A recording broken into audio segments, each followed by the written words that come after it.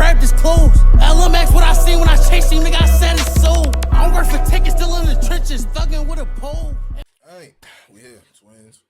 Shout out to all my twins. Drop a like and drop a sub. I appreciate you and I appreciate that too. You know what I'm saying? You see me on the screen, you knew I was gonna be here. I knew I was gonna be here. I mean, we all knew I was gonna be here. W American Confidential. This whole is 2 hours. I am on stream right now. Shout out to the twins on the stream, all that good shit. Well, we is fun to be here for, man. So go ahead and get what you need to get. Yeah, let's go ahead and get into this. That's not that bad. The tragic trajectory of 17-year-old Noah Scurry represents the devastating intersection of academic potential and the inescapable gravity of Philadelphia's, quote, real wars. On paper, Noah Scurry was a model student, a scholar who held high SAT scores and served as the captain of the varsity basketball team. However, Noah was raised in an active urban war zone practically, experiencing the profound cumulative trauma of losing at least 7 close friends to the city's relentless gun violence during his formative years. This environment forged a brutal survival mechanism, leading the promising athlete to adopt the alter ego, Baby Joker, to regain a sense of control and project danger. You like my bitch? She turn you on? Wait until you try to run, I'll put this button on. This nigga asked how to get respect. I told him catch a body. He dropped his fries and fuck Spoon Gang. They left his brains beside him. Reason why they throwing 5s and then they end up dying. They keep asking why he couldn't get up. I mean, he wasn't trying. The first song I heard by bro was trash. I ain't like that shit fake was good. That shit was ass. I ain't gonna lie. But the unreleased shot was niggas was putting me on to was good. The unreleased was that unreleased was hitting. I ain't gonna lie. But yeah, I know they just get on these. Alright, fuck that murder shit. Come on, we can switch the topic. Hey, Ray can't get no way up, but the last one I laid on his back. He tried to run the block. He got us running, but they ain't shooting back. He plunged into the digital trenches of the city's drill rap scene, affiliating with the Frankfurt-based Parkside Certified Clappers. Scurry weaponized his online presence, utilizing diss tracks and music videos to express his rage and taunt rival groups like M24 and Fast Break, and build status in an ecosystem that rewards those who stand on business. Breaking overnight, Philadelphia police, they're trying to figure out how a running car is related to the murder of a man in the city's Tacony section. The victim was in his 20s. Someone found him shot and killed here at the intersection of Longshore and Dittman just before midnight. A car was about 50 feet away with its engine running and its passenger door wide open, but nobody was inside. Now police are trying to determine how that car was connected to the city's latest killing.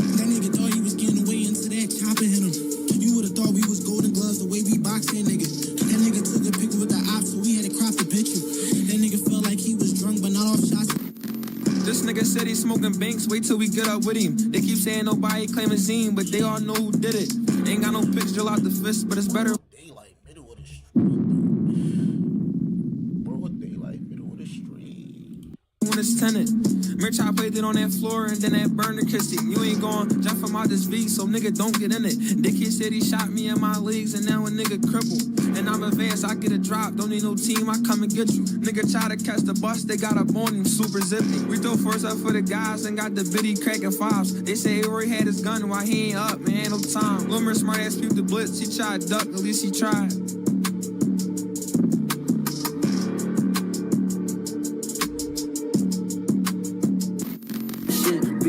True, he say he see how I be getting sent. Ever since Lil Harley died, we been a nerdy since. Let them turkey bus clap, ain't seen a nigga stop his blick. Y'all me distance and get back, we catch bodies and send hit. We in them cars from afar, but we in broad day. And let me get a drop on white boy, gon' turn a murder maid. God think it's that slick, but I know where he stay. If I don't got no V, use our feed me and God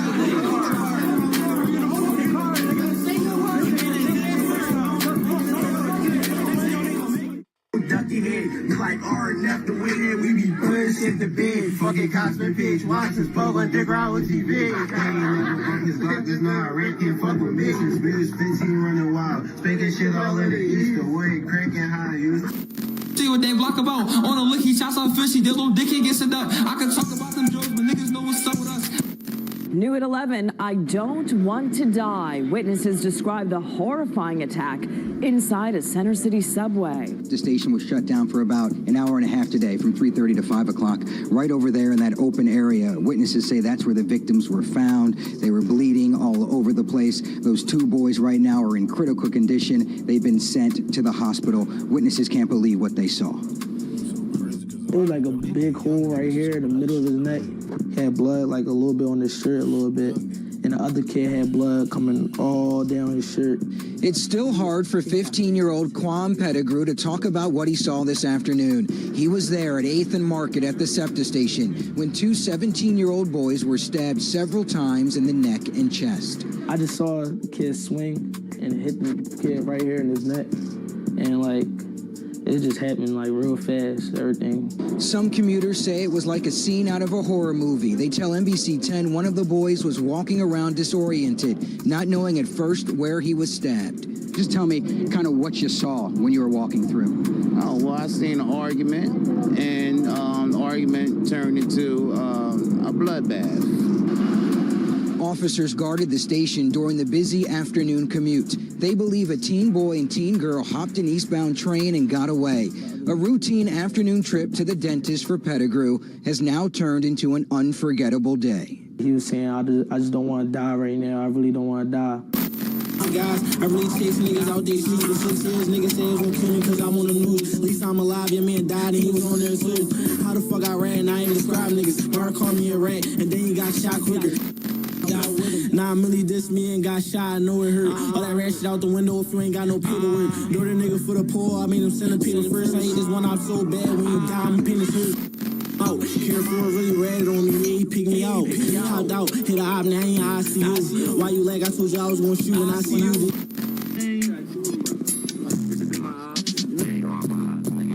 None of my ops get more money than that nigga. None of my ops get more money than that. I already know how we carrying it. Wait, this was in. This ain't no fake bread. These was we talking about fake pulls, nigga. What's this? This shit got a. Hold on. Props only. Hold up, though. And it's still free hops. Ain't no rap cap. Oh, nigga. Ain't no rap cap. Bitch ass niggas. Fuck y'all niggas, man. You know how we coming. The geography of Northeast Philadelphia is a complex grid of working-class neighborhoods, but between 2017 and 2025, certain intersections within Alny, Oxford Circle, and Frankfurt became localized war zones. This wasn't random violence. It was driven by an ecosystem of drill rap and internet exposure accelerated the death and violence we see on YouTube and Instagram. In 2024, the U.S. Surgeon General declared gun violence a public health emergency. The psychological devastation extends far beyond the immediate victims. A 2025 national study found that 20% of respondents reported a mass shooting occurring in their own community. Even more compelling was the finding that victims of targeted street violence, what we know as, quote, gang violence, experienced the most severe long-term psychological distress, with approximately 40% facing persistent post-traumatic stress disorder. In Northeast Philly, entire blocks were transformed into battle zones, effectively held captive by violent feuds in which many innocent victims played no part. At the center of this localized war was a 17-year-old named Noah Scurry. To his teachers at Samuel Fells High School, he was an academically gifted advanced placement or AP student who held the highest SAT scores in his class.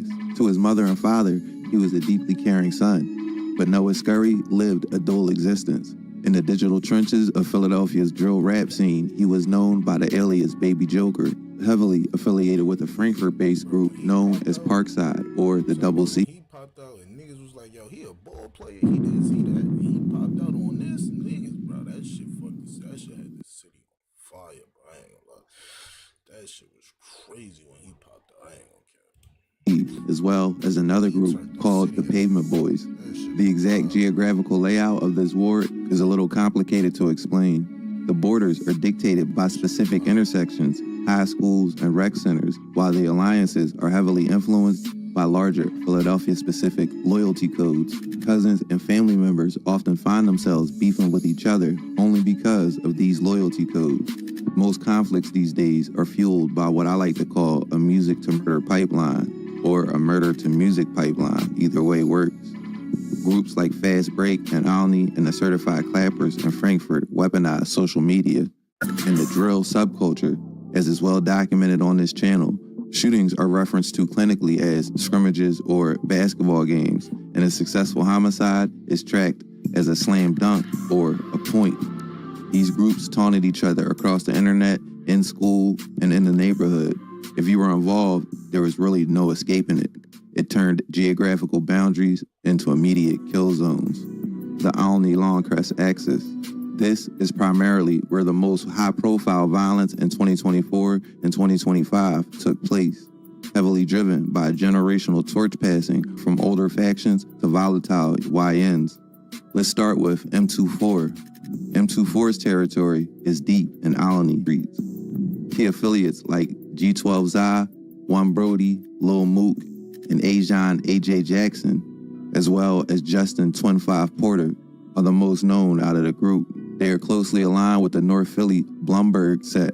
Their primary historic beef is with Logan Valley, or LV, culminating in the 2020 murder of Ashim Shimo Chansey at the Logan/Alney border at 8th and Lindley. The warrant was served here at 1429 West Alney Avenue. While the SWAT officers were inside the property executing a search warrant while on the second floor, they were confronted by a male with a gun who pointed the gun at SWAT officers. One SWAT officer discharged his weapon. He did not strike the male. There was a female in the room who did sustain an injury to her buttocks, but at this point, we don't believe it was a result of a gunfire. We are still investigating that. So as of right now, that's all we have. We have our officer-involved shooting team here conducting an investigation, and they are working with our district attorney's office. So warrants. Zaire Butler, or G12Zy, was born in February of 1999 in North Philadelphia before he moved to Charlotte, North Carolina around the age of 5. While in North Carolina, his mom ended up getting arrested when he was only 10 years old. Due to not liking the slow life of North Carolina and his mother's newfound living situation, he had to move back up to Philadelphia with his dad. Zaire ended up dropping out of King High School in Germantown. Oh shit. You gotta go to school, Red? Everybody, man. Chill, man. This would be one in a series of bad decisions by G12Zy. In July of 2021, G12 was arrested in Alney when a SWAT team went to a house on the 1400 block of Alney Avenue to serve an early morning arrest warrant. The suspect was Zaire Butler, or G12Zy, and he was the second suspect wanted in relation to a shooting that happened a few months earlier at a Wawa in Cheltenham Township. In my very first episode of Rap Lyrics That Really Happened, I talked about G12Zy, and here's what I had to say then. No, my mama pray for me, ain't never worked no 9 to 5. My dog's call collected, I seen the call and I pressed 5. I lost J, that shit is wrong, tears to my... G12Zy, aka Mr. Top Tier, aka Fab Baby, is a rapper from the Alney section of Philadelphia. G12Zy is from 12th and Grange and is known for his sing-songy style, with songs talking about all of his street crimes and dissing his ops. G12Zy is playing a dangerous game with his aspiring music career. In 2022, Zy signed a deal with independent Philadelphia label Dope Records. Earlier that same year, he was released from prison after serving some months on gun charges. Zy mainly beefs with LV or Logan Valley and Parkside. Ashim Chansey, or Shimo, was a young man who was cool with a lot of Logan Valley members, like 8th Street Fizo and D Rose. On Saturday, December 5th, just after 2 a.m., 19-year-old Ashim Chansey, or Shimo, found himself at the Natural Restaurant at North 8th and Lindley Avenue. Ashim was ambushed as he went on a midnight food run. In the case of a teenager shot dead inside of a takeout restaurant this past December. Here is Rick Williams with tonight's Crime Fighters report. In the overnight hours on Saturday, December 5th, 19-year-old Aisheem Chansey found himself at the Natural Restaurant at North 8th and Lindley Avenue in Philadelphia's Nicetown neighborhood. At 2:18 a.m., police were called for a report of a person with a gun. When they arrived, they found Chansey suffering from multiple gunshot wounds on the floor inside the restaurant. He was immediately transported in a radio control car to Albert Einstein Medical Center, where he was pronounced dead by medical personnel. The city of Philadelphia is offering up to 20... G12 has a habit of dissing Shimo on his biggest songs. Losing Me, over 500K views. And them Johnnies like they hot, we don't shoot them pilots like they rapes. We don't never pass no L, we smoke little Shimo to the face. I Go, over 600K views. Sipping lean, I'm dreaming. I take drugs, I'm fighting demons. I see Shimo beating. Speaking with lemons, you know I'ma squeeze them. Gangsta Party, over 1 million views. They caught him lacking in that store, put him in a box. We did some drills and ghost stocks. Which is made worse by the fact that this is how most people in Philadelphia come to hear the name Shimo. It's from a diss song. Aisheem Chansey's friends and family remember him as a loving athlete. For that case in 2021, G12 was arrested and bail was set at 10% of $250,000. At first, G12 paid his bail, but then it was increased to $750,000 in November. Why?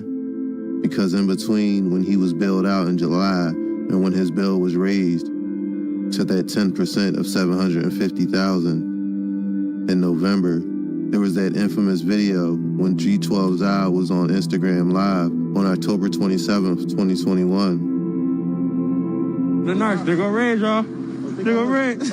I ain't taking my shit off. Red.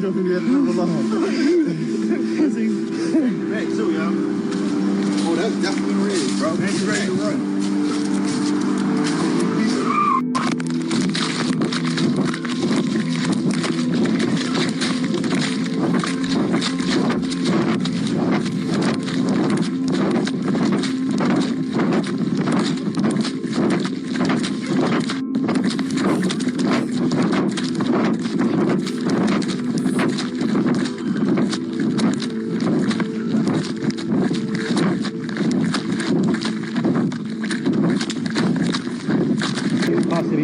Jeremiah Porter's in custody, Kevin Williams, and G12 Zop. And we have 4 bodies, 4 guns right now. Oh, all right. Fifth, we got left.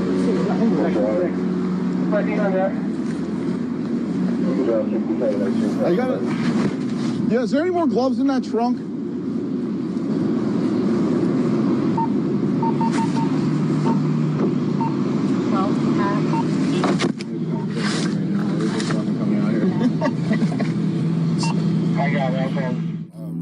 He was arrested along with Lonnie and Maya Glizzy. After G12 was arrested, he was charged with possession of drugs with intent to deliver, which is a felony, and firearms not to be carried without a license, which is also a felony. He also caught an escape charge, which is a felony. I guess the escape charge was running from police once they had him in custody. I wasn't there. I don't know exactly what happened for him to catch that escape charge. I was under the impression that you had to be in police custody for an escape charge. But anyway, as far as the first arrest with the SWAT officer, some of the charges were withdrawn for some reason, only to be refiled a few months later. This was the more serious of the 2 cases, as this one involved a charge that is called aggravated assault, fear of imminent bodily injury, or SBI, of a designated person. What this charge means, basically, is that you make a terroristic threat towards an officer. In January of 2022, this was one of 5 charges that were withdrawn, only to be refiled a few months later, like I said. After all the smoke cleared, in January of 2024, G12 Zah pleaded guilty and was sentenced to 1.5 to 3 years confinement on that aggravated assault terroristic threats charge, 6 years probation on the firearms not to be carried without a license charge, and 6 years probation for the drugs as part of the refiled charges. and also 2.5 to 5 years incarceration on a firearm not to be carried without a license. To recap, in July of 2021, G12 was arrested and faced 5 charges, and also in October of the same year, while out on bail, he caught another case, which was caught on his own Instagram Live. So unless I'm reading this wrong, G12 got 2.5 to 5 years basically, plus the 6-month probation for all the firearms and terroristic threats. If that is indeed the case, it is once again so sad to see someone with actual talent. He was signed to a record label at one point, throw it all away. I blame a lot of it on the drugs these kids use to drown out the pain. Fried. And if I get hit, I'm still gonna be alive because I'm so high right now. So if I get hit, I'm gonna be like, I'm gonna get hit, but I'm gonna be on some Scarface shit. I'm not gonna feel it for real. So I'm What? That's crazy. Nah, that's crazy to think like that. What the fuck? Bro said I'm gonna be on some Scarface shit. He said I'm so fried. Threats. If that is indeed the case, it is once again so sad to see someone with actual talent. He was signed to a record label at one point, throw it all away. I blame a lot of it on the drugs these kids use to drown out the pain. Fried. And if I get hit, I'm still gonna be alive because I'm so high right now. So if I get hit, I'm gonna be like, I'm gonna get hit, but I'm gonna be on some Scarface shit because I'm gonna feel it, but I'm gonna be so high, I'm not gonna feel it for real. So I'm gonna be like, I'm gonna have time to shoot back or get active. I'm gonna be so, I'm making it to the hospital still. That's why I love this shit, because I'm acting. I be all the time. So I get shot or something like that, I'm gonna still be able to just get in and get active right back with y'all niggas. Ain't no way. If y'all shoot me in my pocket, it ain't gonna go through, because I always got this fat ass monkey man in my pocket. So it ain't gonna go through all the way. The bullet gonna get stuck in the middle of my money somewhere. Fast Break, or who the cops call the successors of M24. The same general borders and territories around Alny is where Fast Break operates, with some operating along the Rising Sun Ave and West Alny Ave area. Fast Break young bulls evolve from older iterations like the Jump Out Gang, the Headshot Gang, and TSN, all from that little area. They are essentially the younger, more reckless successors to M24, as I said. Aiden Waters, or A-Boy, Anal Bugs, or Nolly, Lil Ryan, or L.O., and Jemiah Carter, or Motto, are the main faces of this group. They're known as being highly mobile. They utilize the Cheltenham border to acquire stolen Kias and Hyundais and deploy into Longcrest and Ogons to do their drive-by shootings. Logan Valley, who we just mentioned earlier, is not really a big part of this story, but they're mostly from the Logan section.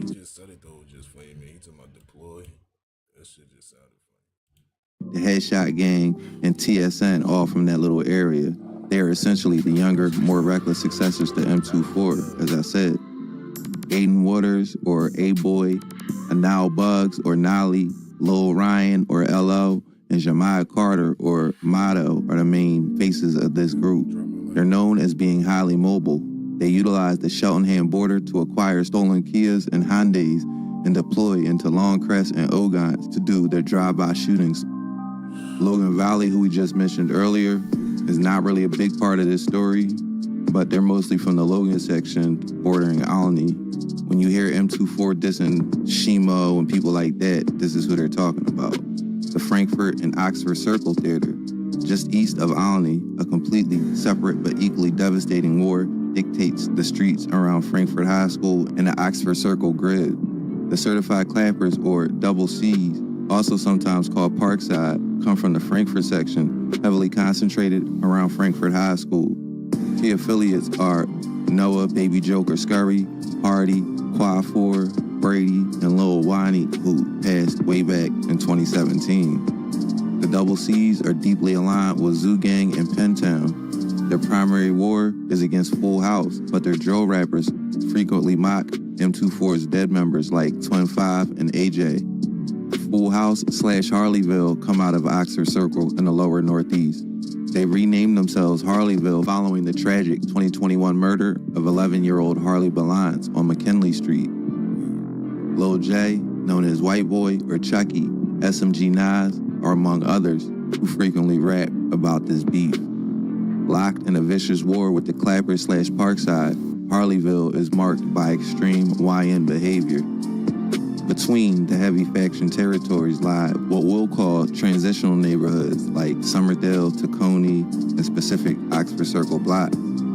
These areas are mostly 100% innocent people, except you might have a few members of these gangs we just talked about who live in this area. And this is where the Wackers/Pavement Boys came from. At first, they were heavily targeted by Fast Break.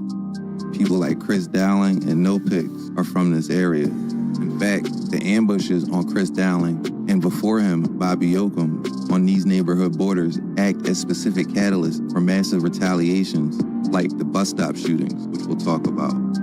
Figures like No Picks, like I said, operated out of this specific area and would steal cars and provide weapons to the Pavement Boys as early as 2023. If I had to describe this war, I would describe it something like a proxy conflict. While the localized beefs like Fast Break versus the Wackers and the Clappers versus Harleyville and the Clappers versus M24 are deeply personal and tied to specific blocks, they are heavily backed by bigger and more well-known citywide gangs like Zoo Gang and Blumberg.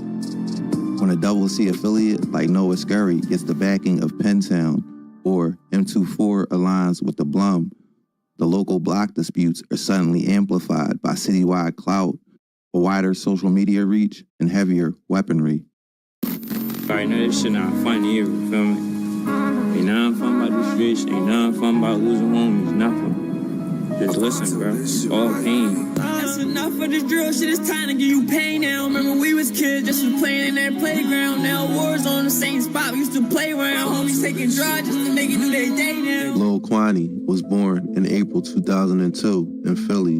Juan went to Edmonds, and then Simon Gratt. He played football with the Bulldogs, a sport he loved the most while maturing and gaining many friends with his great sense of humor. After graduating from Gratz in June of 2020, Juan decided to continue his education at the Community College of Philadelphia, studying healthcare. Juan was full of life, and his love and loyalty for his family and friends was unmatched. That was what his obituary read after his death. There was also another side to Juan, or Wani, as his friends knew him, that wasn't mentioned in the obituary. He had friends that now go by the Clappers, who are young boys who live all around Frankfurt High in the Frankfurt section of the city. Their main rappers are Hardy, Qua, and Brady. At the moment, Brady is doing a 25 to 50-year sentence on an unrelated murder. Make me mad, pull up my mask. When we bump, that shit get bad. Shoot until you crash, real fast. Then we do the dash. Drilling ain't been fun no more. My dog might not see the sun no more. Close your blinds and I can drugs. We spinning about Lil Wani. Miss my guy. They got me fried. They gon' die, they keep on speaking on my dog. They gon' die, they keep on speaking. The Clappers beef with Full House, where the young boys today call it HarleyVille, after 11-year-old Harley Balance was killed while riding his bike. Harley wasn't your average 11-year-old, led down the wrong path by teens a few years older than him, who themselves were out here running the street. Anyone with eyes could see Harley's fate was not going to end well. With immigrant parents, Harley and his parents could barely relate culturally. With the parents who grew up in a whole different country and their customs on one side, and the street life that was alluring to Harley on the other. Harley barely had a chance to figure out how to even make this decision. At only 11 in 5th grade, Lil Har, as his friends called him, is probably one of the saddest cases I had to cover.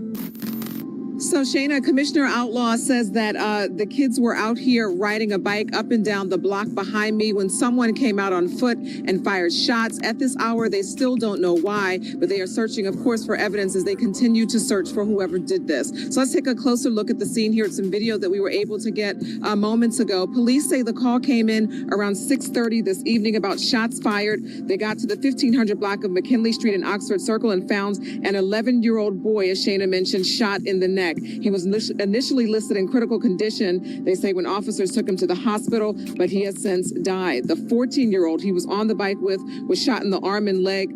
That 14-year-old boy is in stable condition, we're told right now. Commissioner Outlaw was on scene and says the boys were riding a bike up and down the block. It is unclear whether it's a regular bike or a moped, but that's when someone fired shots. the first step towards justice for the family of an 11-year-old boy who was shot and killed in Philadelphia's Oxford Circle. Now, overnight, authorities charged the suspect who was wanted in the boy's shooting death. Eyewitness News reporter Jan Caraballo is live this morning at police headquarters with more details on this story. This is just so awful. Jan, good morning to you. A terrible story to report, and we keep reporting stories just like this. Janelle, good morning. The homicide unit here certainly has its hands full this year. Police Commissioner Danielle Outlaw just yesterday reporting 120 homicides in the city of Philadelphia to date, and 15 of them were just children. Now, as you mentioned, police getting closer to bringing justice. For one Oxford Circle family, a suspect is now under arrest and facing multiple charges, including murder for the shooting death of an 11-year-old boy. Harley Balance is being remembered today as a kid who loved to do what kids do, play basketball. And his father tells Eyewitness News he was good at it, too. He was a big basketball player. He shot 3 points. Yeah, only 3 points. But more than that, even at just 11 years old, family says Harley was a helper, lending a hand when neighbors needed it most. Oldest people, when they come to do the, when they come back to shopping, I mean, he used to, hold the bags. On Friday night, Harley's life was cut short. Gunned down while riding his motorized scooter on the 1500 block of McKinley Street in Oxford Circle. When I go to the hospital, after like 30 minutes to 45 minutes, they pronounced my son was dead. Yesterday, Police identified their suspect as Khalik Cooper Baldwin, and the 19-year-old turned himself into police just hours later. Arraigned overnight, he's now facing murder and weapons charges. But for Harley's parents, an arrest in their son's death is just the beginning. Their son's dreams of becoming a lawyer or businessman never to be realized. I just ask justice. Justice for my boo-boo. I need justice. Now, there was another child with Harley at the time of this shooting, a 14-year-old boy who was also shot and injured. He is expected to be okay. And sources tell Eyewitness News that they believe the 14-year-old was the intended target and Harley was just an innocent bystander. Reporting live outside Philadelphia Police Headquarters, Jan Caraballo, CBS 3 Eyewitness News. Back into you. Just heartbreaking. Thank you, Jan. Appreciate it. This that new pack that like behind the woods. Vacuum seal when I'm betting on the ops. I like old behind the wood. Bro, she taking it to trial. He don't want to do the deal. When he come home, he try and run it up and touch a mill. When I tap the button, I took school. It's an instant kill. I think Boosie going crazy. He put a button on the mill. Throw NGD, throw it off. All they want to do is drill. Don't talk that body shit with us. They know who put on for the Ville. Said Wayne, get over. Go ask your homie about the switch. Broski hopped out on feet and put a Vicky on the list. Very ranked player, he caught a body, ain't got a assist. They said how we flipped that Malibu, we launched him through a bitch. I told they bring that yop out. And we got him through a track. Better learn from Issa Wood. Better learn from the last bull who died outside his crib. Better learn from the last bull who died from trying to tap. If I was BGC, I would've called a B, they made a diss. I can't die inside a car, I can't ride without 10.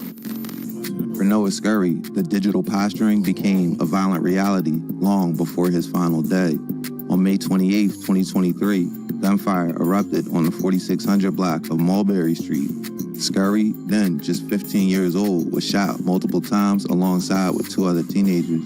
They survived, but an innocent 66-year-old bystander named Ivan Hall was struck in a crossfire and killed. 66-year-old man is dead and 3 teens are hurt following a shooting last night in Frankfurt. It happened just before 9:30 on the 4600 block of Mulberry Street. The man who died has been identified as Ivan Hall from Philadelphia. 3 15-year-old boys are in stable condition after being shot. Police have not given any more details on what may have led to the gunfire. As of yet, no arrests have been made. This is technically a mass shooting event, but beyond that, it perfectly illustrates the violence detailed earlier in the public health reports that can scar communities that are mostly innocent. For the purposes of this video, we're going to start the timeline all the way back in 2016. In October of 2016, A shooting occurred at approximately 9 p.m. on the 3100 block of Sterling Street near Hawthorne Street. Quantico Brunson was walking with a group of friends when a white sedan pulled up. A man dressed in all black exited the passenger side and opened fire on the group. Quantico was fatally wounded and died shortly before 10 p.m. at Jefferson Frankfurt Hospital. The 16-year-old he was with suffered a gunshot wound to the chest/stomach, and he survived in critical condition. The 21-year-old he was with suffered wounds to the neck and collarbone, and he walked to the 15th Police District for help, and he ended up surviving as well. Hi, Vi. Just moments ago, we obtained exclusive video that shows you what happened just before and after gunshots rang out here on the street near this alleyway. Now, take a look at this surveillance videotape. Witnesses tell us you see at least two of the victims talking to people outside a corner store. Notice a white car pulls up. The group then walks at least a half a block away near Sterling and Hall. Detectives and family members suggested the conflict may have originated from a verbal dispute on Facebook. Police recovered a revolver at the scene, though ballistic tests show the 6 spent shell casings found nearby were incompatible with that specific gun, suggesting multiple shooters or additional weapons were involved. As of 2026, the case of Quantico Brunson was still listed as an unsolved murder by the Philadelphia Police Department. Chico, as he was known, was the oldest of 5 children and was homeschooled while working at a Wendy's on Cottman Ave. He had inspirations of attending Temple University to study engineering and was known in his neighborhood for being a, quote, free spirit who often helped elderly neighbors with groceries. Quantico's profile mirrors the tragic duality seen later with Noah Scurry. At just 16, like I said, probably innocent with the exact opposite lifestyle of Noah Scurry, but faced the same tragic ending. While this incident falls significantly outside the primary 2020 through present day timeline that we are mostly focused on in this video, the 2016 murder of Quantico Brunson serves as an early, tragic blueprint for how the violence in these neighborhoods would eventually evolve. I got a feeling for you, I get in my bed. I know you see me calling, why won't you answer that? Girl, you got it bad all the times I made you mad. Rainy days that made you sad, sunny days, remember that. I got a feeling for you, I get in my bed. I know you see me calling, why won't you answer that? Another earlier driver of violence was the case of Messiah Bam Shiverton and his murderer, Muhammad Ham Good. In October 2017, police experienced a devastating citywide spike in youth gun violence marked by deeply emotional courtroom volatility. On October 11, 2017, 18-year-old Muhammad Good was ordered to stand trial for the murder of 16-year-old Messiah Shiverton following a shooting on the 2100 block of McGee Ave and Oxford Circle. Good's defense narrative was heavily shaped by his mother's public claims that her son had been actively bullied by teens in the week leading up to the fatal encounter, and the tension surrounding the case was so severe that the opposing sides nearly came to fisticuffs inside the courtroom during his preliminary hearing, prompting an emotional reaction from the judge. Good was ordered to stand trial on 1 count of murder, as well as 2 counts of attempted murder for firing at 2 of Messiah's friends. The mother of Muhammad Ham Good said at the time that her son had been bullied by the other teens, who was a Frankfurt High School junior, and his friends. They terrorized the kids, she said in an interview in 2017. It was fight or flight for her son, Muhammad Good, as she saw it. Messiah Shiverton, in the chaos that day, was shot in the head and died 4 days later. Police say a high school student shot last week in northeast Philadelphia has passed away from his injuries. 16-year-old Messiah Shiverton has been in critical condition since the shooting last Wednesday. He was shot in the head on the 2100 block of McGee Avenue during a fight with other teenagers. Police arrested 18-year-old Muhammad Good. He's facing a number of charges, including attempted murder, which will now likely be upgraded. Smoking on big, I be lifted. I get it medical with his prescription. Free on your boy go crazy, smacking ass. I think she my lady. 30 on me, shit bang like the Navy. Moving the crack, you would think it's the 80s. Up in the store, these niggas they high. And how boy dead, but nobody slide. Or should I wear this Uzi with my low tops? Let's run it up.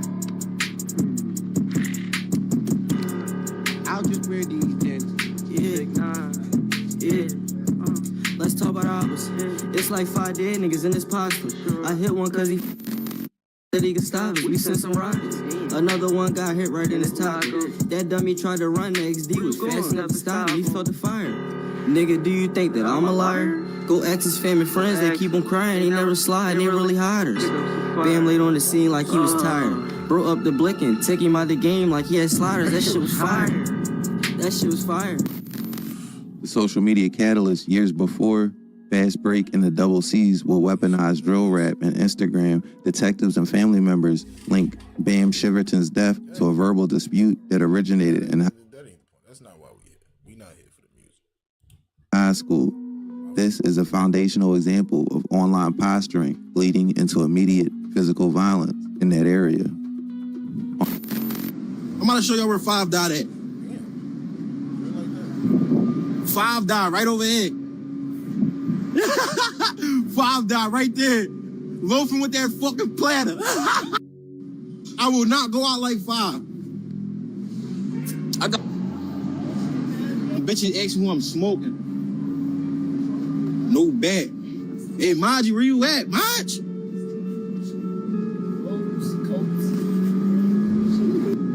He said, I hope I don't gotta make a video on you, bro. Hey, listen, bro. Hardy is gonna stay alive forever. You feel me? I'm always with a button. I always got button with me. You feel me? I'm not going out like these niggas. I'm good on my block. Wallahi, I'm good. You feel me? And there's no cops out here. It's a perfect time for y'all to slide. Wallahi, this shit is gonna get turned over on whoever. Perfect time to slide. I'm walking on the edge. This is your time to slide. I'm telling y'all where I'm at. Nigga on live to myself. Yeah, there's no cops over here. I got button on me. Pull up, slide. I got button. I always got it. My fault.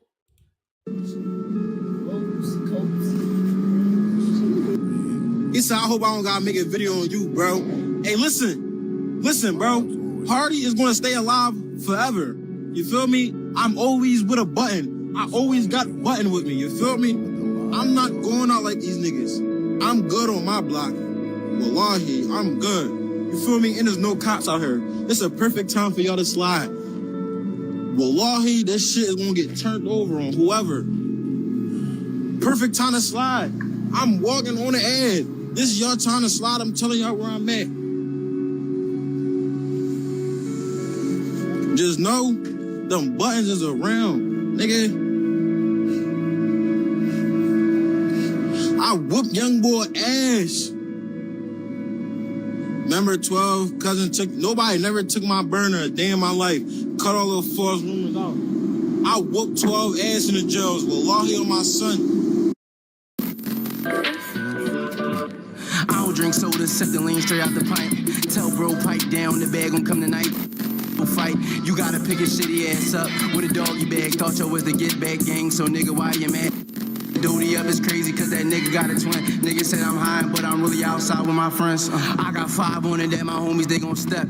I got 5 on it that them boys ain't getting back. I got 5 on it that my wrist gon' stay protect. I got 5 on it that we leaving niggas stretch.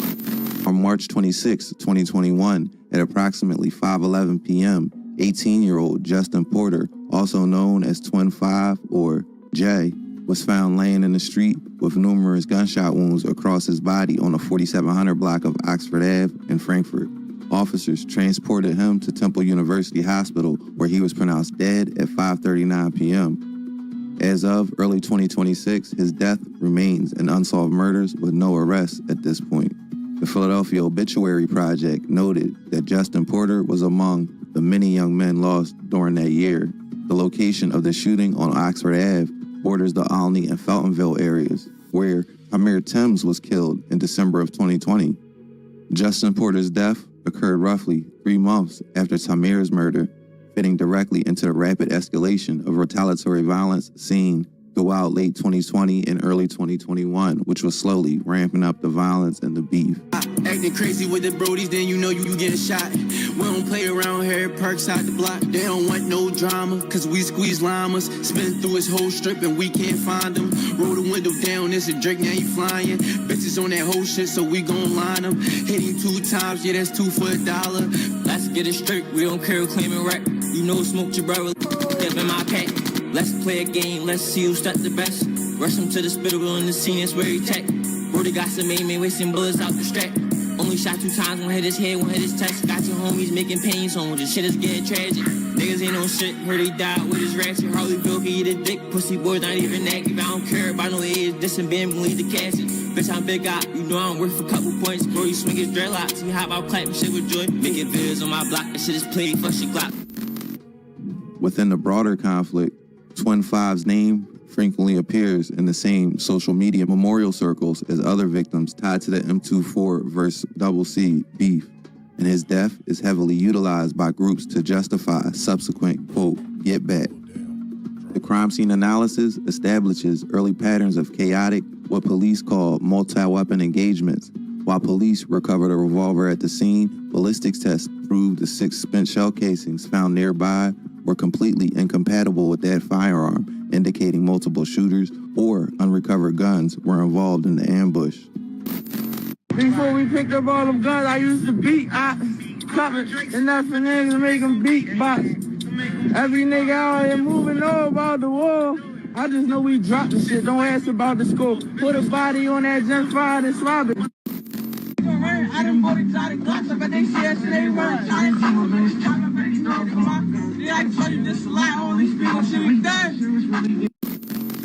On October 26, 2021, around 10 p.m., 16-year-old Ajon Jackson, also known as AJ or A-Roy, an M24 affiliate, was ambushed and killed on the 200 block of East Ferriston Drive in East Oak Lane.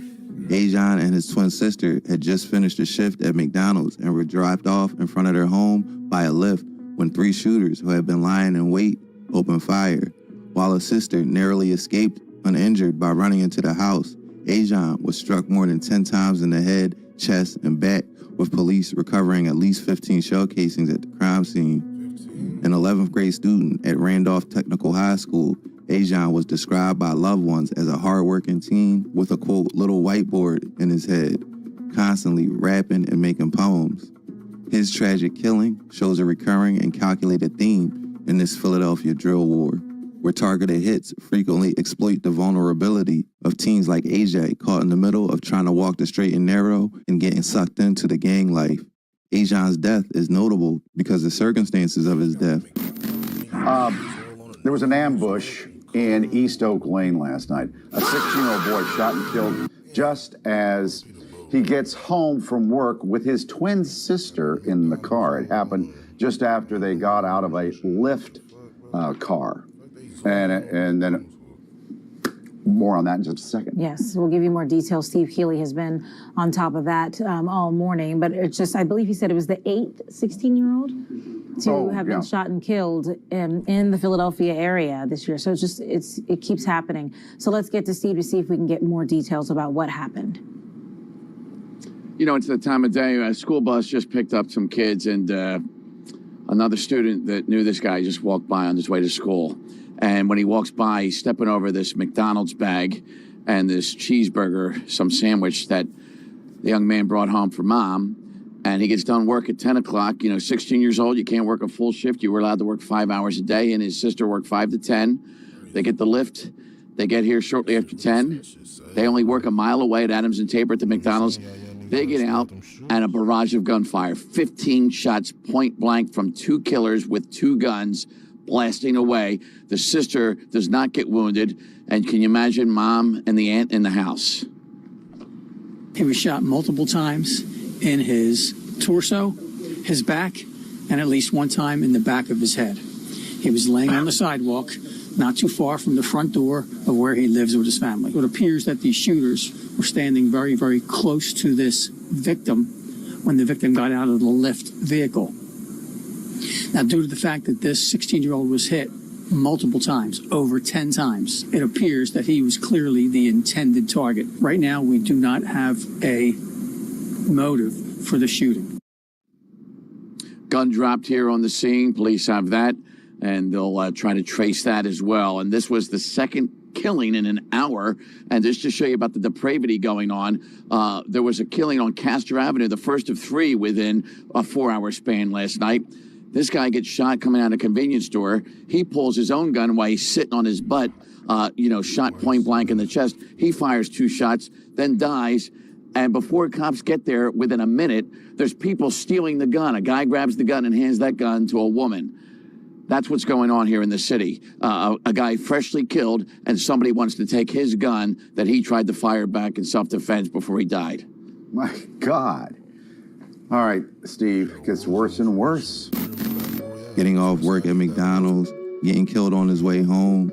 Mirrors a murder that made Philly drill music's wall of shame. The murder of Booga of the CCK versus YBC beef.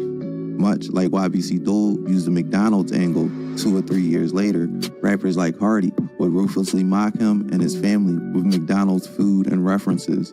I felt the flame of hot and so me scared it ain't bust. His double C and beef for B, you gotta go kill the game with us. You murder the gang, you drop a diss and get exposed. Niggas spoke on Broski name, we took his life, that's what he owed.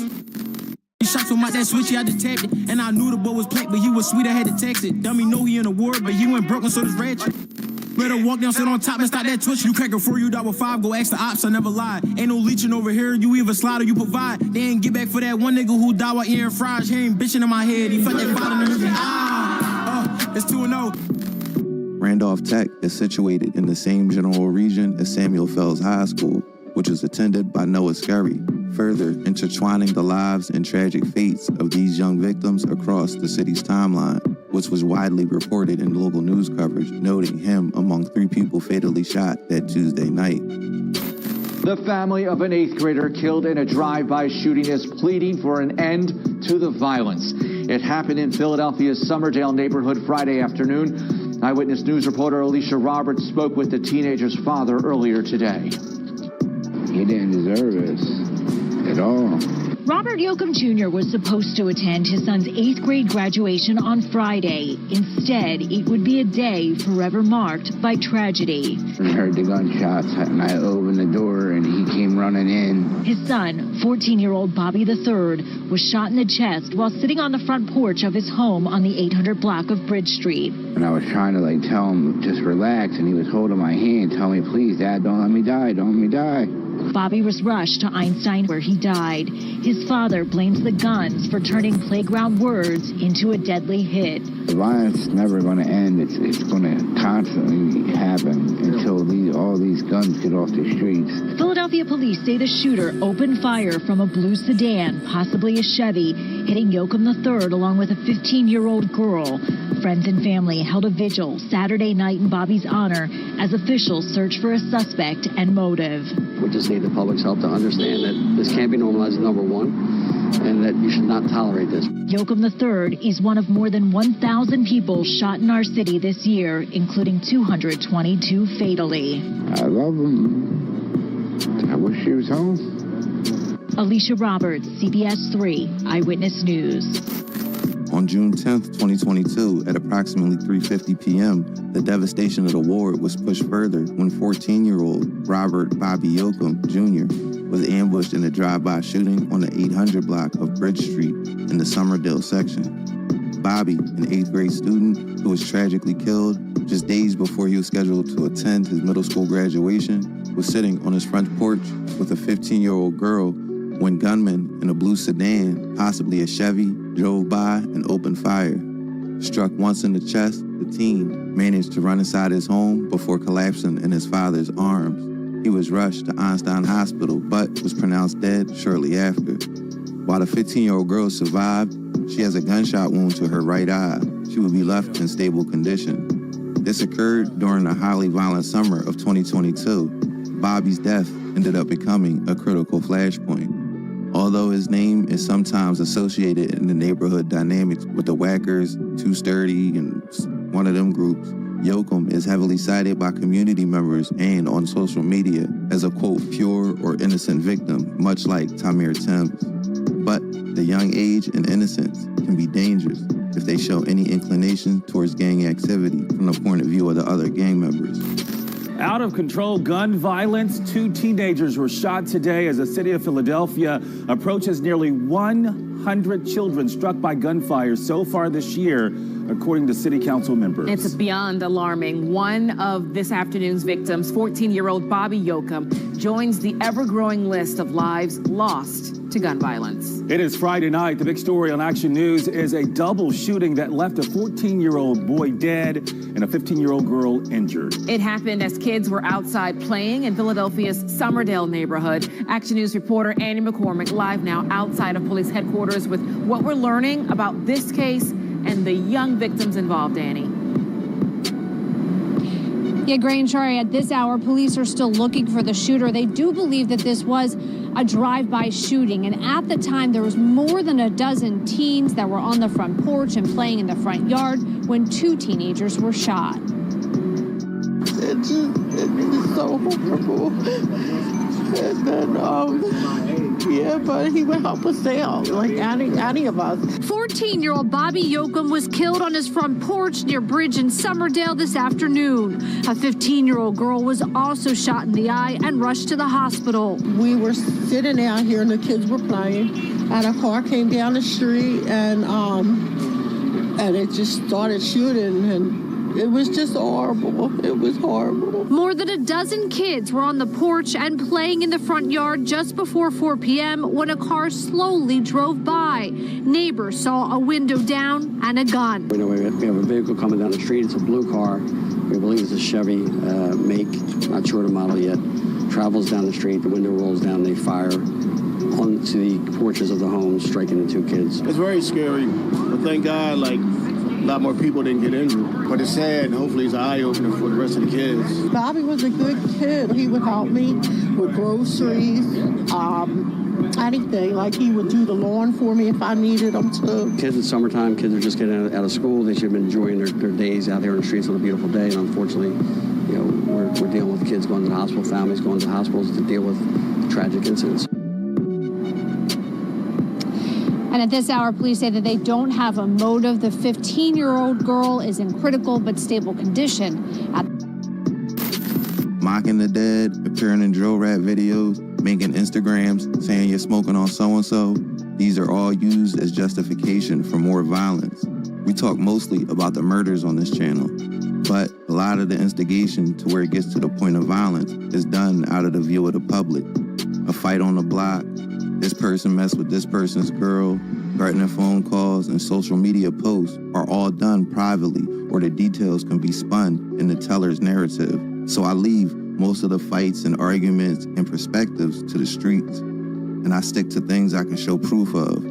Bobby Yoakum's murder served as a primary, quote, innocent trigger, which I said earlier was weaponized by groups to justify even more violence and mayhem. As of early 2026, Bobby's murder remains an unsolved cold case with no arrest made, a tragedy extensively documented by local news outlets. On August 13th, 2022, so a few months after Bobby was killed, Niggas out with chows, I'm doubled up. Bitch, I put the bad in news, yeah, I've never been on one. Let me catch your op, spot him, got him where his gun. I heard they seen his poppin', bro, send him with his gun. during the late afternoon or evening hours, 18-year-old Hasir Adams, also known as Bad News, and who was affiliated with the Certified Clappers, was fatally shot on the 2000 block of North 22nd Street. While his group affiliation ties him to the Northeast conflict, this shooting occurred in North Philly, an area that has experienced its own significant violence between local gangs like the Zoo and the Blum. As of early 2026, his death remains an unsolved murder with no arrest made. That is a sentence I repeat more than I need to on this channel. The Philadelphia Obituary Project noted his passing within the broader context of the city's extreme violence that year, recording that 47 homicides occurred in August 2022 alone. Charles did it big, came home, now he begging again. Bad News died, don't say his name, cause we all spin the bin. He ain't trolling on Bad News like I ain't make his bitch ass run. Murder said he's smoking on the op, it's fucking up his lungs. Bitch, I get up close on drills, you tripping for, then you done. Jim kept saying Bad News name, then his dumb ass got sent up. He was boxing on that block, he tried run, but he was fucked. If that shit shit personal. I get up close and watch you fall. Much like other young men from that highly violent 2021-2022 period, Hasir's name is frequently invoked in social media posts by the groups as they commemorate fallen friends or from the pages that grimly track the quote score of the ongoing beefs. 12 days later, on August 25th, 2022, an ambush on the 4000 block of McGee Avenue places the escalating violence directly on the Tacony and Frankfurt border. The gunman in this double shooting executed the ambush in an area heavily monitored by cameras, specifically a nearby Wawa. This brazenness highlights a shift in the conflict where the young bulls began acting with extreme indifference to daylight or video surveillance, a tactic used by Fast Break 2 years later. Breaking news from overnight now, a shooting in Philadelphia's Mayfair section leaves 2 men in critical condition. Police say the shooting happened just before 4 o'clock this morning near the intersection of Frankfurt Avenue and McGee Street. You can see here investigators placing markers there at the scene. We're told the 2 victims were taken to Jefferson Frankfurt Hospital. No word yet on a motive for the shooting. We talked about the revelation earlier that Noah Scurry was one of the 15-year-old boys shot in May of 2023. It establishes that Noah was operating under an active threat and had already survived a targeted shooting attempt nearly 2 years before he was ambushed outside his Feltonville home. This specific shooting once again encapsulates the collateral devastation of the conflict. Ivan Hall, a 66-year-old man Riley described as a beloved community member, was shot in the head and killed simply for being in the vicinity of the intended targets. The shooters discharged numerous rounds with total disregard for the surrounding residents. Hall lost his life simply for standing on his own street. By as early as 2020, the mechanics of these hits had become standardized. The young bulls would utilize stolen vehicles, specifically Kias and Hyundais, known as strikers, armed with guns with switch attachments. Court documents from March 2023 show that Quan Pettigrew, or Mr. No Picks, and Amir Alexander were arrested operating a stolen car while in possession of a gun with a switch. This combination, stolen cars and switches, would dominate and devastate the Northeast during the time period we're talking about in this video. On Thursday, July 20th, 2023, at approximately 8:24 p.m., 25-year-old Devin Spady, an aspiring rapper known as YNG Cheese, and the son of Philly rap and podcast figure Gilly the Kid, was fatally shot once in the back during a triple shooting on the 5800 block of North Masher Street. A triple shooting in Philadelphia's Olney section claimed the life of an up-and-coming musician. The 25-year-old rap artist was known as Young Cheese, and he's the son of well-known influencer Gilly the King. Action News reporter Taronda Thomas now live for us at Franklin Music Hall in Spring Garden tonight. Taronda, reaction is pouring in for this life cut short. It really is, because Gilly the King has amassed millions of followers, and a lot of them are planning to come here next week for Gilly Fest. It's a big concert. He uses his platform to speak out against violence, and now violence has claimed the life of his son. It's a sad day today in Philadelphia. It's the type of news radio personality Mina Say What never thought she'd have to share. And we could go to a broad day, but bro said wait till it get darker. I like Nas with them 40 bullets, they gon' come out larger. Cook said he was on that side, he wasn't even the main target. We been blowing the house out ever since the beach just started. Stood over the top, it hit his head, tough time, that's cold hearted. How the fuck I cracking force? I ain't do nothing to the side. Every time I'm trying to score a bucket, all they do is hide. I asked what's ain't for the low, he said no, I'm coming. Also, a funeral was held in North Philadelphia today for the son of famed rapper and podcaster Gilly the King. Devin Spady was one of 3 people shot last week in the Olney section of Philadelphia. CBS News Philadelphia's Dan Snyder was inside the funeral today at the Met. He joins us now from there with more. Dan.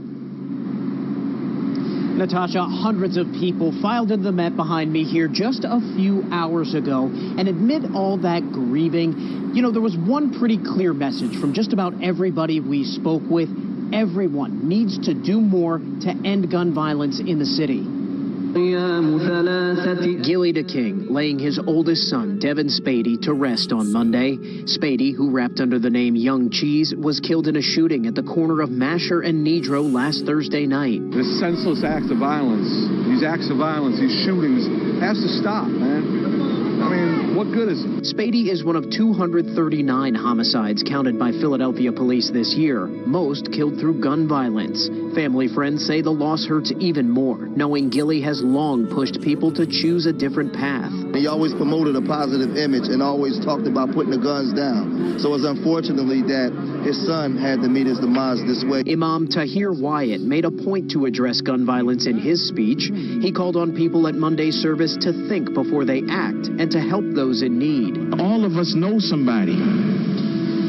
All of us know people who are this far away from revenge, from an endless cycle. But we have to be the ones to step up and be courageous. Many family friends we spoke with believe losing a son to gun violence will motivate Gilly even more to stay active in his fight. But they also know he can't do it alone and say the community has to step up and take action. I hope.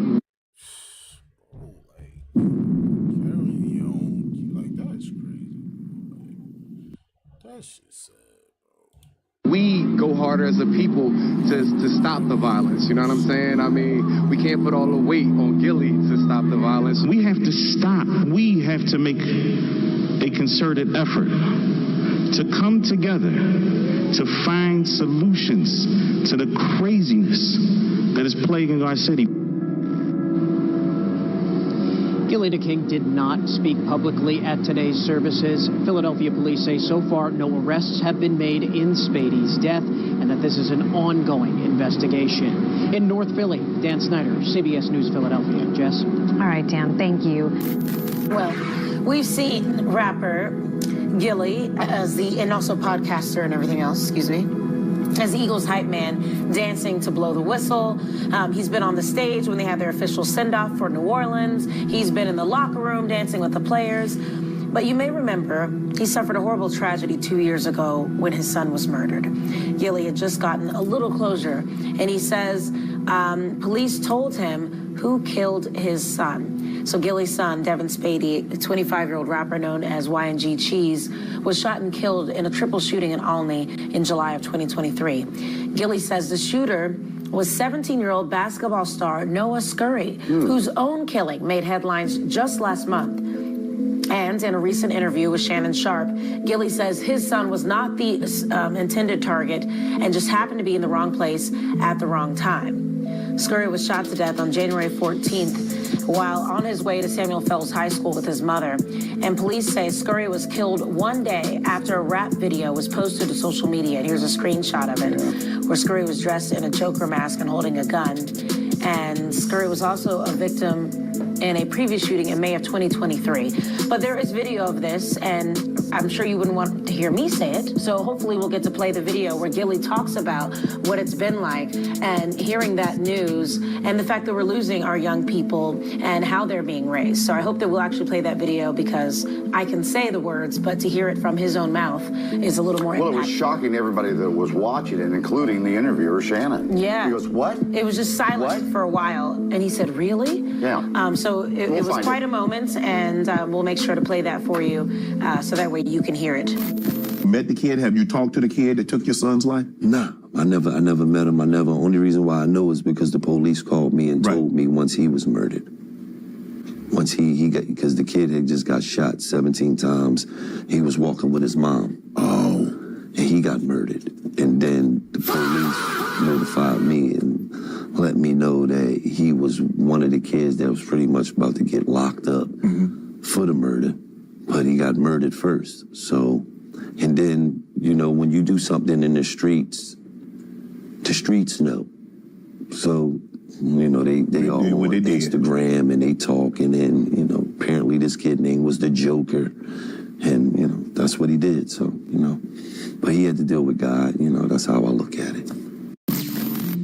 Cheese was transported to Einstein Medical Center, where he was pronounced dead, while two other men.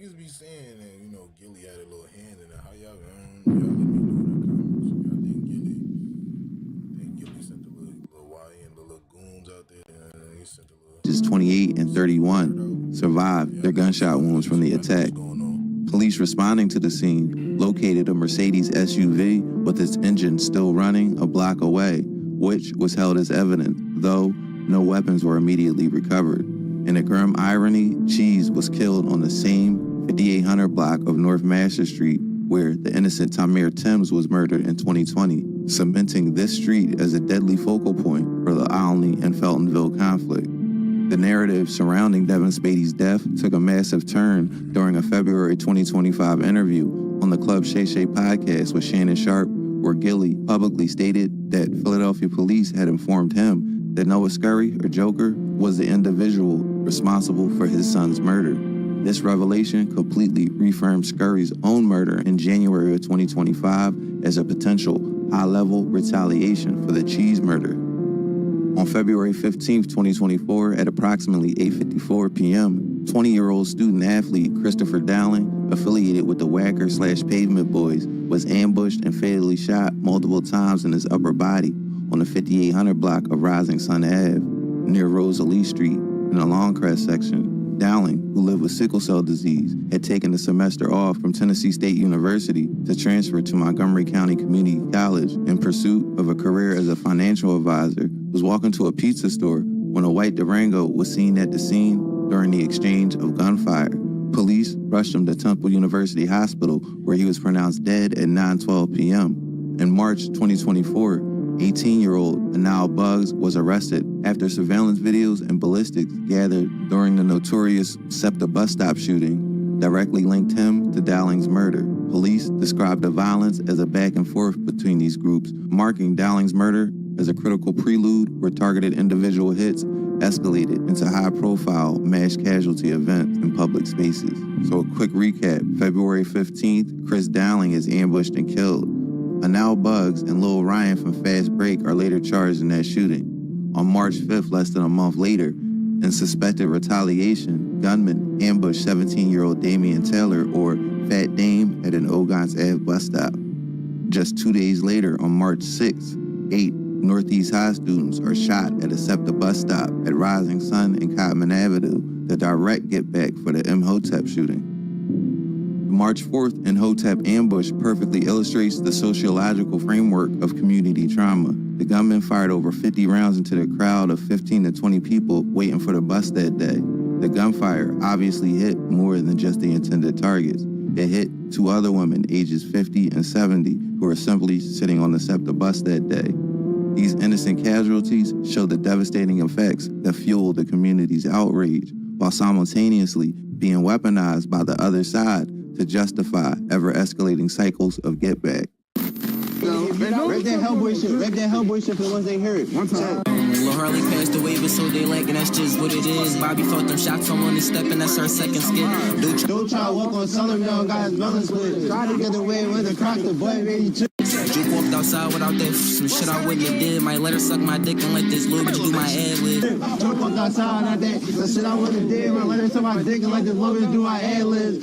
Sarah passed away in his bitch arms, that was a bad bit. Can't let bro take the keys to the free car, he might trap out of it. Keep putting us on camera, knowing damn well we jumping out of it too.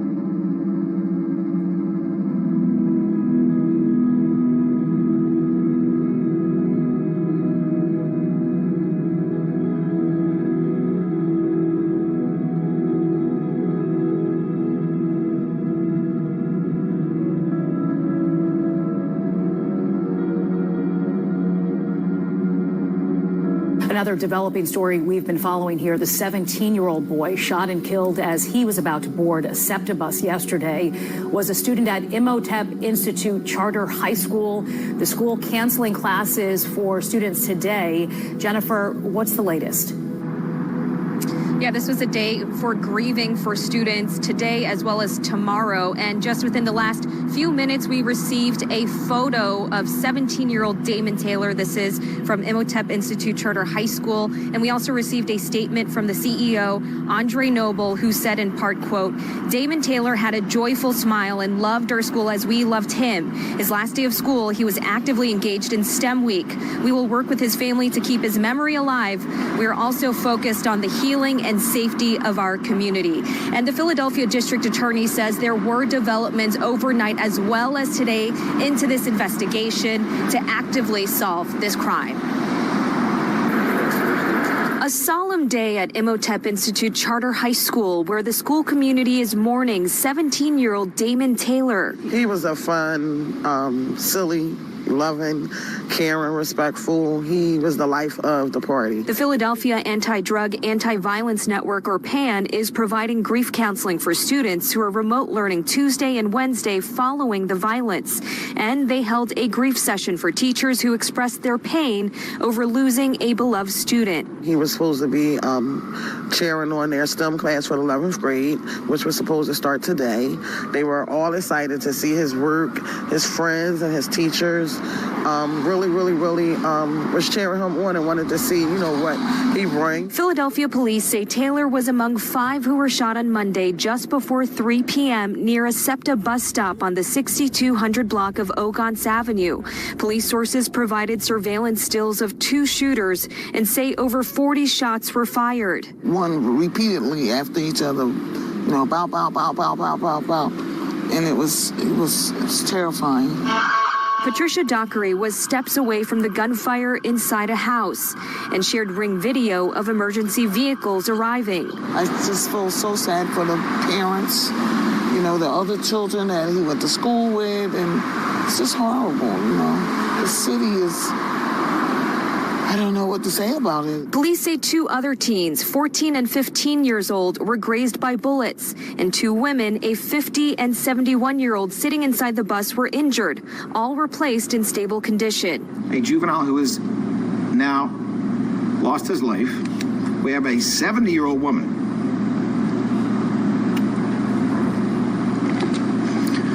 The Philadelphia District Attorney was emotional as he discussed his commitment to helping these victims and any witnesses. This is an absolute outrage. It will be solved. Those responsible will be vigorously prosecuted and get the just and appropriate consequences in this case. Now to a statement from SEPTA. They say, quote, SEPTA is grateful for the heroic efforts of the bus operator who quickly and safely moved the bus out of the line of fire immediately after gunfire erupted on the street. All SEPTA customers and employees should be able to feel safe while they are traveling and working. We provide 700,000 passenger trips a day, and incidents like this are extremely rare, although one is too many. Now, the district attorney says if you have any information regarding this deadly shooting, reach out to the Philadelphia Police Homicide Division. You can also call in an anonymous tip. The number is 215-686-TIPS. Live outside police headquarters, Jennifer Lee, Sheba and Jason, back to you. Jennifer, hearing from the district attorney and police today, any information yet on whether those kids who were waiting at the bus stop, including Damon Taylor, if any of them were targeted? Yes, actually, we heard from the police commissioner yesterday as well as from the district attorney that this was a targeted shooting based on the evidence that they were able to gather on scene. It was pretty evident to them that the 17-year-old student, Damon Taylor, was the intended target. All my niggas hooping, you ain't got no jumper. Glizzy get the clap, met the shit like some thunder. Tap the button on the bag and watch him do his dance. You know this got your power punches, figure out the stand. Y'all talking about y'all shooters when y'all slide, they always miss. They be known for running quick, won't be coming with the blitz. Got heavy sticks, ain't no running hollow tips. Northeast High is one of the largest high schools in the city with more than 3,000 students. 8 of them were shot, 1 left in critical condition. The incident occurred on Wednesday, March 6th, close to Northeast High School, just as students were preparing to board their buses home. Around 3 p.m., surveillance footage released by the police captured 3 individuals wearing masks as they appeared around a corner in an intersection called 5 Point and began shooting. The 8 people shot ranged in age from 15 to 17. As of Monday, the police have confirmed that all victims are now in stable condition. This includes the 16-year-old who was critically wounded, having been struck by bullets 9 times, according to ABC News. I don't know how teenagers get so bold, so reckless, and sloppy to even begin to think that this was a good idea. How bad could you want to kill someone that you literally don't care who you shoot? Innocent kids, crossing guards, bus drivers, and whoever else was out there, there was no way that they were going to get away with this. We are going to do everything that we can to ensure your public health and safety, and we don't apologize for using every legal and constitutional tool in our tool belts in order to get that done. Adding parents need to step up too. I ask every parent today, go in those rooms and look under those tables and look under those closets and get those guns out of the house. On March 2nd, this dark blue 2019 Hyundai Sonata was reported stolen from the 500 block of Kendrick Street in the far northeast. In its place was another stolen Kia Sportage, which was swapped. 4 days later, 4 teens, all under the age of 19, would drive the blue Hyundai to the corner of Rising Sun and Cotman, get out, and do the unthinkable. Police recovered the Hyundai in an alleyway between the 400 blocks of Fern Street and Roslyn Street around 10:30 p.m. They towed the car for further investigation. According to the affidavits of probable cause, a witness reported seeing 2 people commit the theft, breaking the window of the Hyundai and leaving a Kia Sportage they'd arrived in, parked and running. The Kia, police later learned, had also been reported stolen late February from the 7800 block of Horrock Street. Investigators acquired data from cell towers to verify the location of cell phones near the crime scene, the theft of the Kia Sportage, and the Hyundai Sonata theft. The probable cause affidavit noted the patterns of these devices matched the suspect's movements as understood by the investigation at the moment. One of the mobile devices tracked through this method was associated with a woman previously identified in the school district records as the guardian of Anal Bugs. Evidence from both vehicles in the crime scene were recovered. As the crime scene unit was gathering DNA evidence from the vehicle, law enforcement officers visited the 400 block of Fern Street to secure video recording. A particular video captured the moment the car entered the alley at 3:11 p.m. on Wednesday, just minutes after the shooting, revealing 4 individuals dressed in matching black outfits. These people were subsequently identified as suspects in the shooting based on the probable cause affidavits. After pulling into the alleyway, the suspects entered a residence on the block. This residence was later pinpointed by police through video analysis. In the early hours, authorities served a search warrant at the residence on the 400 block of Fern Street that we just spoke about. There, they discovered a polymer 80 jig, a tool for assembling firearms from kits of the same brand, and mail addressed to Jamal Tucker Jr. A subsequent search at Tucker's house led to the seizure of 30 rounds of .45 caliber ammunition. Later that night, Tucker surrendered himself to police. During their investigation, authorities analyzed a prison phone call made by a man named Dantes McMillan, who is currently an inmate at SCI Pine Grove. The call was made to a number associated with Anal Bugs. McMillan addressed the person on the other end as his nephew, and they referred to him as Unc. The conversation included McMillan asking, "I heard about your man, you good?" To which the response was a simple, "Nah." McMillan then noted, "Yeah, it's never easy to digest." From the contents of this call, officials inferred that the discussion was likely about the homicide of Damian Taylor that occurred on the 6200 block of Ogons Avenue just days earlier. Dame was killed at 3:45 p.m. on March 4th, just as Imhotep charter school students were heading home. According to reports, 2 masked assailants in hoodies opened fire on students boarding a SEPTA bus. Damian Taylor, 17, was fatally shot multiple times and died shortly after. He was a student at the school. The attack also injured 2 other students from Imhotep, along with 2 women aged 50 and 71 who were on the bus. As of now, Philadelphia police have not dismissed the link between this incident and the other shootings, although they have not disclosed any potential motives. And I noticed that every single news article that I read about this makes it a point to mention that Philadelphia police, together with the U.S. Marshals, apprehended Anal Buggs without any complications. During a search of Buggs' residence, law enforcement officials found a .40 caliber Glock 22 handgun equipped with an extended magazine, a laser pointer, and a switch. Deputy Police Commissioner Frank Venor mentioned that an initial ballistics analysis suggests a match between the firearm recovered and the shell casings found in the location of the shooting at Rising Sun in Cotman. In a news conference announcing the arrest of Tucker and Buggs, police made clear that their investigation was continuing. Quote, anyone who may have aided and assisted them, we're coming for them too, said Venor. Now I'm looking for the treasure. Once we get that job, we load them Glocks, yeah, it's my pleasure. This is known on guys, they play that goofy like a feather. You can't stop the rain, we let our shots go check the weather. Jeremiah Carter, or Motto, was arrested around 3:30 p.m. on the 1200 block of Academy Road in Northeast Philadelphia, said Robert Clark, Supervisory Deputy U.S. Marshal with the Eastern Pennsylvania Violent Crime Fugitive Task Force. Carter was said to be relatively surprised when he was found, but he did not resist arrest. The Fugitive Task Force also contacted the family of a 17-year-old fourth suspect and told him that he had until the morning to surrender to Philadelphia police, or else his name and photo would be made public and a reward announced for his capture. Quote, we gave them the ultimatum, turn your son in by tomorrow, Clark said, adding that the family was, quote, somewhat cooperative.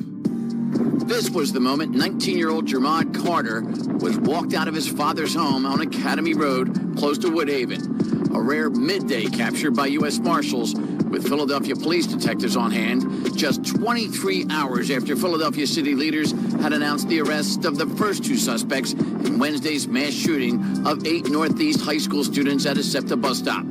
Carter was number 3, and moments after his 3:30 arrest, I spoke to his dad, who had answered the front door when the marshals came knocking. What can you tell me happened with your son? I don't know. I just came to the door and 2 machine guns. You came to the door and they had machine guns in your face? What did they say to you? They just brought me outside.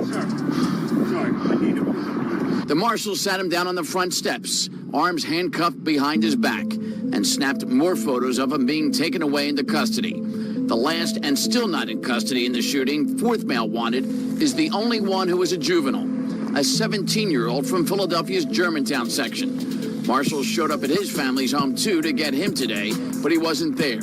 And they urged his family to get him to turn himself in for his own good and for his own safety, so street justice doesn't get to him before the criminal justice system does. Or does the family of the 17-year-old know that his life could be in danger if his name gets out there? Yes, that was explicitly expressed to them by myself. I said, we're all on the same side. We want to get your son in safely.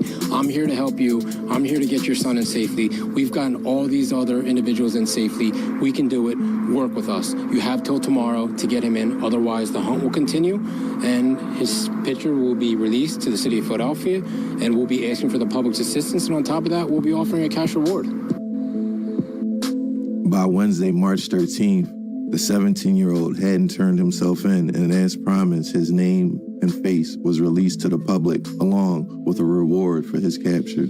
So a reminder, the authorities looking into this case have been saying from the get-go that there's a strong likelihood of retaliation between last Monday's first SEPTA bus stop shooting, where a 17-year-old was murdered in that one, and Wednesday's shooting, and more retaliation could follow. And so that is the thinking, and that's what they're hoping his family is thinking to help bring him in. This wasn't just another shooting in Philadelphia. 8 children were shot, and the mayor's administration and law enforcement weren't letting this one go easy. Immediately, the U.S. Marshal Service was on it and made it known that they were going to solve this crime. On Wednesday, March 6th, after the smoke cleared, within a matter of 5 seconds, 8 students, aged 15 to 17, were struck by bullets 30 shots in all were fired, according to police and video from the scene. Responding officers found the teens lying on a rainy, wet-soaked sidewalk in the road, blood soaking through their clothes and school uniforms. Young friends and bystanders trying to hold pressure to their wounds, according to videos taken by witnesses. The family of 17-year-old Damian Taylor, a student at Imhotep Charter, who was tragically killed in the shooting incident, came together to commemorate and lay him to rest. 2 other students from Imhotep sustained injuries, and 2 other women unaffiliated with any of this were also injured on the bus. A janazah was conducted for Taylor at the Khadijah Alderman Funeral Home on Friday morning, followed by his burial at Shelton Hill Cemetery. In the midst of their mourning, Taylor's family has opted not to make public statements. School representatives, however, remembered him as an intelligent and kind-hearted individual, brimming with school pride and hailing from a family with a strong legacy at Imhotep. In late summer 2024, Fast Break, escalating their attacks, initiated a crazy sequence of events. So we're a few months after the bus stop shootings. It began with a stolen car. On August 14, 2024, an associate known only as Julius stole a white 2018 Kia Sportage in Cheltenham, allegedly for Aiden Waters, or A-Boy, in exchange for $100. On August 18th, at roughly 10 p.m., A-Boy opened fire on the 500 block of Centner Street, critically wounding a 43-year-old man and a 14-year-old boy. Hours later, at 2:30 a.m. on August 19th, Waters and his accomplice unleashed a barrage of bullets into a vehicle on the 200 block of East Duncannon Avenue.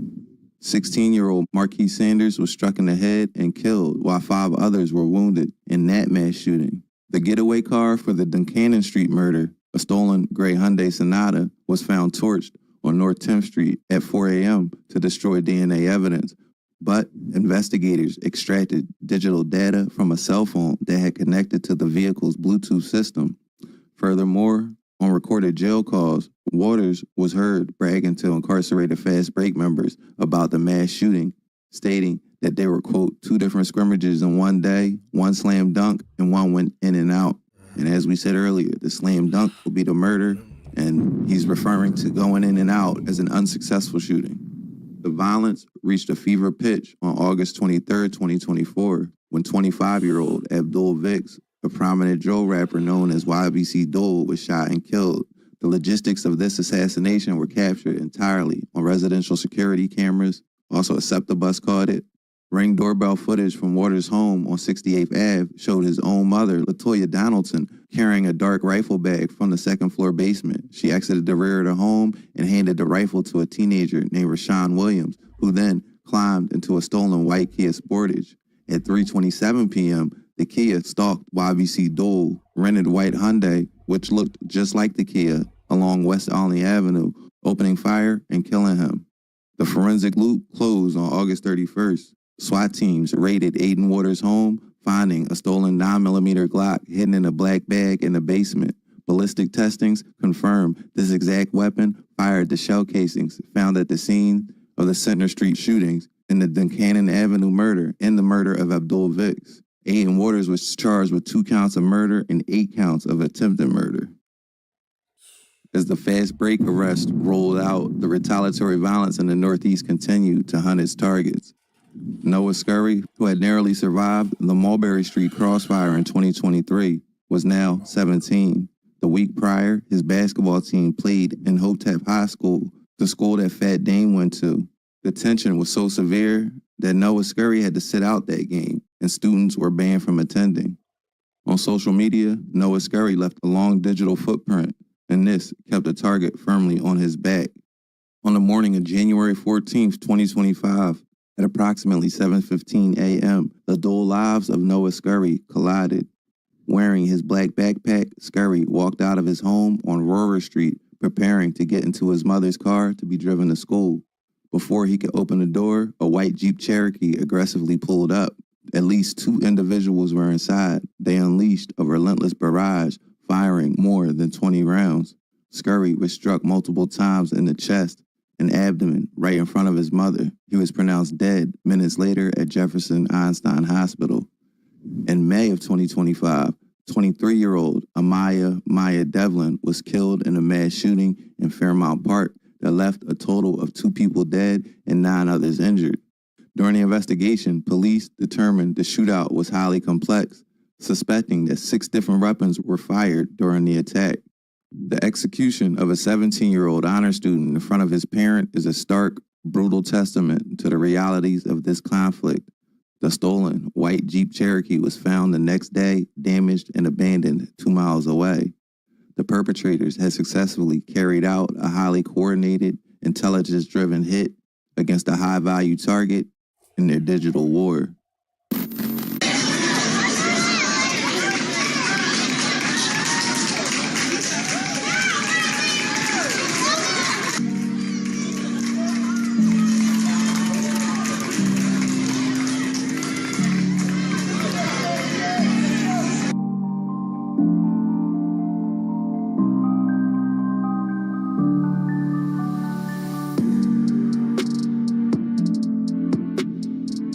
Behind the camera, recording and cheering on her 8-year-old son is LaToya Donaldson, the mother of Aiden Waters. 8 years later, the now infamous teenager was the first in a long line of dominoes that fell following the murder of drill rapper and fan favorite YBC Duel. A lot has happened since the death of Duel. Some people feel Philly drill music died with him, but the truth is, there's the next generation who feel like they can rap, drill, and kill as well, and do it differently or better.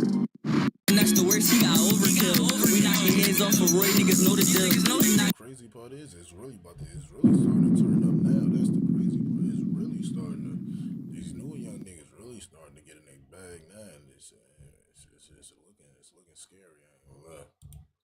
Off for Roy, niggas know the deal. I smoking, that's dirty ass out the fucking town. I smoking, dirty ass out the fucking town. I smoking, that's dirty ass out the fucking town. Yeah, what you gonna do it for? Niggas hop out that bitch. And he was talking hot shit, so don't cop no play. Get on your mark, ready, set, go in and catch a beat. Get on your mark, ready, set, go in and catch a beat. Enzo did it again. GBJ, Hundo.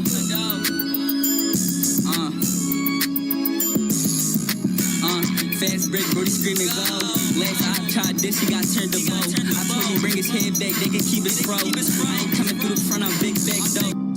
But as we know, and I say time and time again, the streets are alive. YBC has been at the center of the Philly drill rap era, made popular a few years ago, and YBC Duel in particular started to get more and more mainstream coverage as 2023 ended and 2024 began. I don't need to go over the whole history.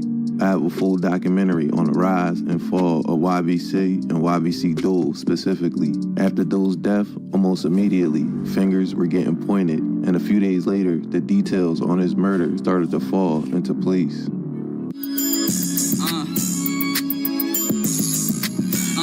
Fast break, Brody screaming go. Last I tried this, he got turned to bow. The group, known as Fast Break, isn't tied to a specific neighborhood or defined territory. Instead, it's made up of teenagers who grew up together, attended the same schools, and formed bonds over shared experiences.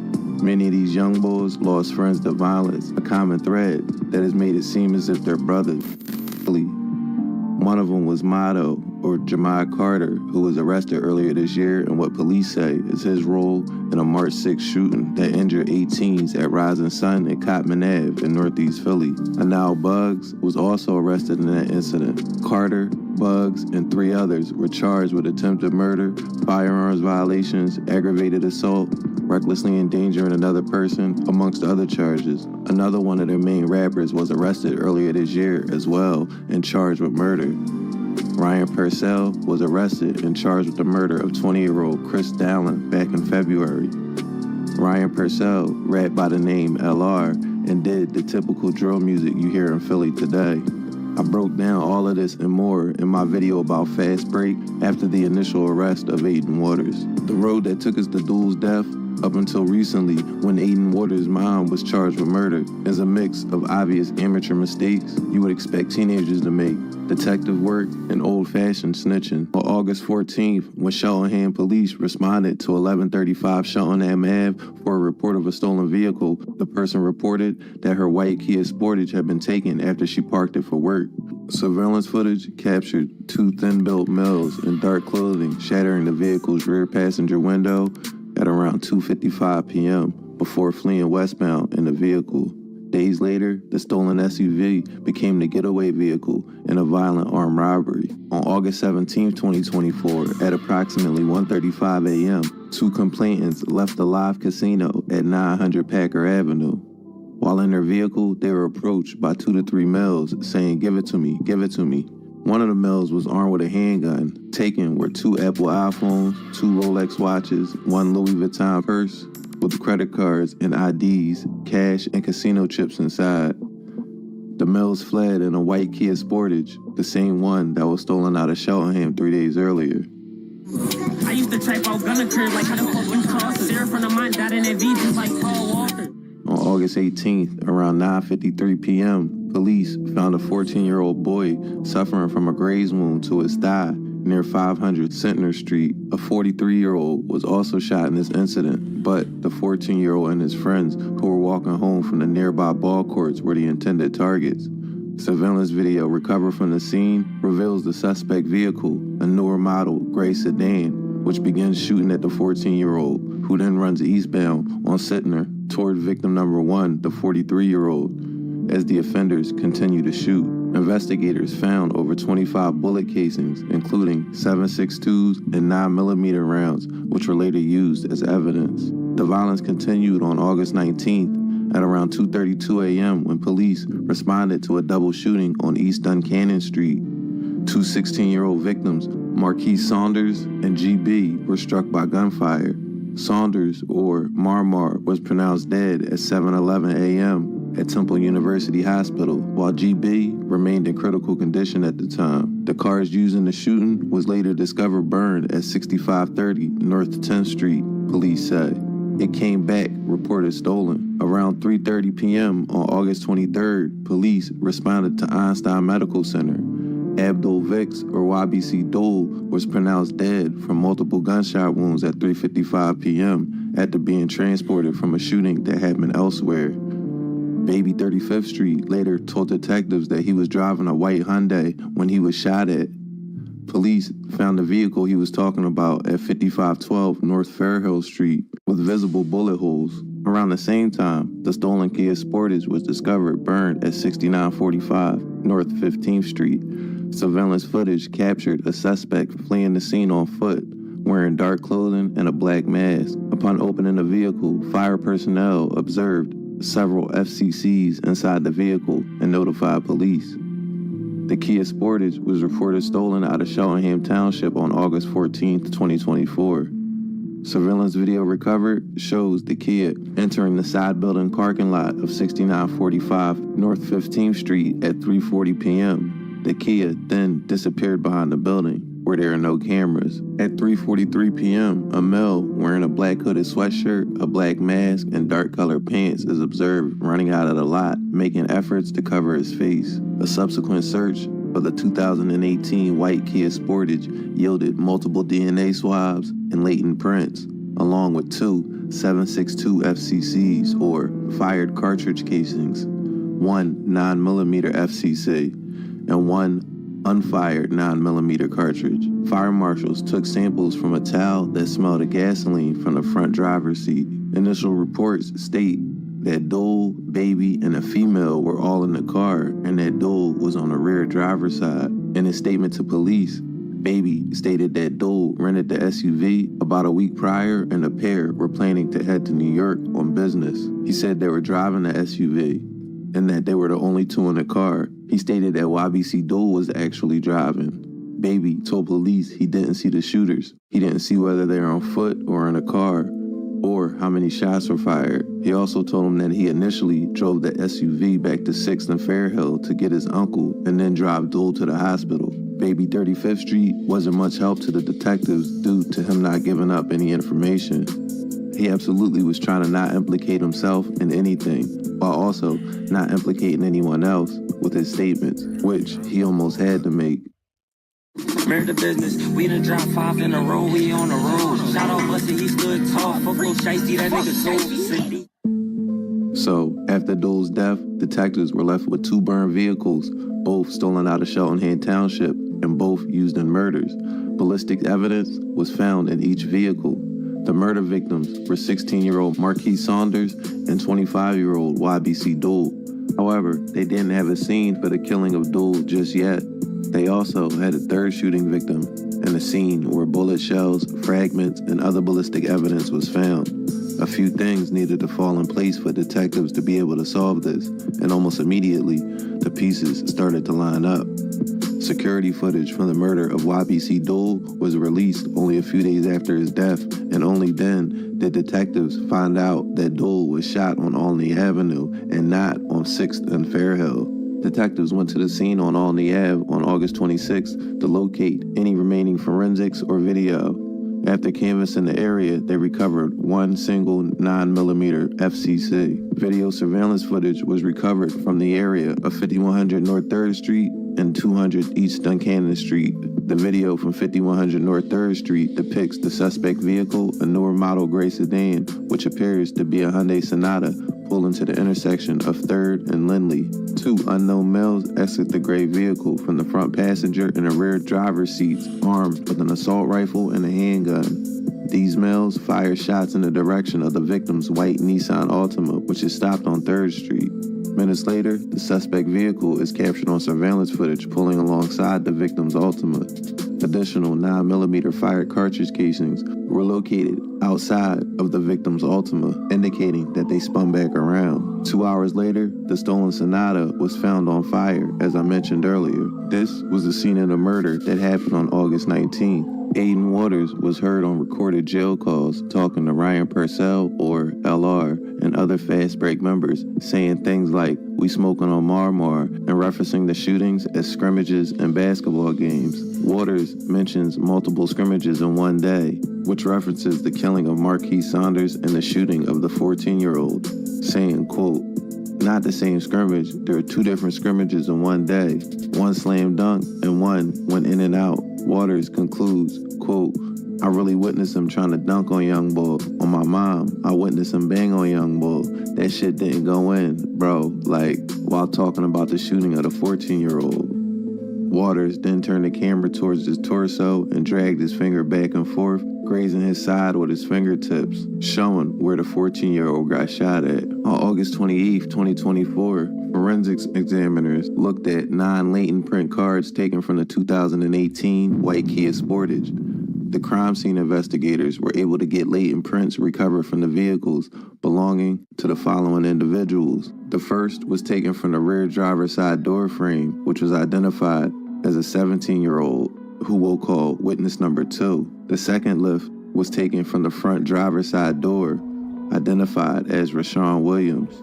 And the third lift was taken from the front passenger side visor mirror, identified as Adonis Wilson. Adonis Wilson will be cleared of all charges and is not involved in this case. Back on August 22nd, the day before Dole was shot, witness number 2 was arrested on firearms charges and held in custody until released on a juvenile GPS monitor on August 23rd, the very next day. Witness number 2's ankle monitor data was reviewed and placed him in the area of his home at the time of Abdul Vic's murder. At the time of witness number 2's arrest, juvenile intake personnel confiscated his iPhone and brought it to the homicide unit. Witness number 2's mother arrived at the homicide unit a short time later. After obtaining permission from mom, a post-Miranda statement was obtained from witness number 2. In summary, he stated that he associates with known members of a loosely organized group called Fast Break. Additionally, he stated that on August 20th, 2024, a young man that he knows by the name of, quote, Julius, came to his home, driving the aforementioned 2018 white Kia Sportage. This Julius person told witness number 2 that he had stolen the vehicle for a person that they know as A-Boy in exchange for $100. Witness number 2 initially denied ever getting inside the vehicle, but eventually stated that he briefly got into the passenger side of the vehicle. Witness number 2 stated that he wanted to go with Julius to take the car to A-Boy in exchange for half of the $100. He stated that Julius declined, so he got out of the vehicle. Witness number 2.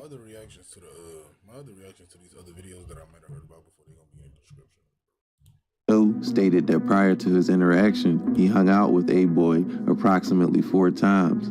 When asked about the white Kia Sportage, he brought up the shooting of YBC Duel. He stated that he didn't know the real name of A-Boy, but identified his Instagram handle as The Craftiest 4, and that he lived in the area of 68th Avenue near the cemetery. Authorities know the Craftiest 4 to be the account of Aiden Waters. The detectives have been actively obtaining surveillance video in order to track the path of travel of both vehicles, the Kia and the Hyundai, before and after the murder of YBC Duel. Video recovered shows the offender's 2018 white Kia Sportage is first observed traveling eastbound on the 800 block of Tabor Street at 324. Duel's white Hyundai Santa Fe is first observed on the 300 block of West Olney Avenue, traveling eastbound at 327. Footage recovered from a SEPTA bus then shows the offender's Kia perform a U-turn on the 400 block of Olney Avenue, start traveling eastbound, and begin to follow Duel's Santa Fe at 327. The shooting is captured on multiple sources of video, including the SEPTA bus and an Xfinity private camera, as both vehicles are traveling eastbound on 100 West Olney Avenue. Specifically, the shooting occurs in front of 176 West Olney Avenue. The Kia then speeds ahead of the SEPTA bus, traveling eastbound in the westbound lane. The Kia flees the scene and turns right on the 5500 block of Masher Street, and then onto the 100 block of Clarkson Avenue.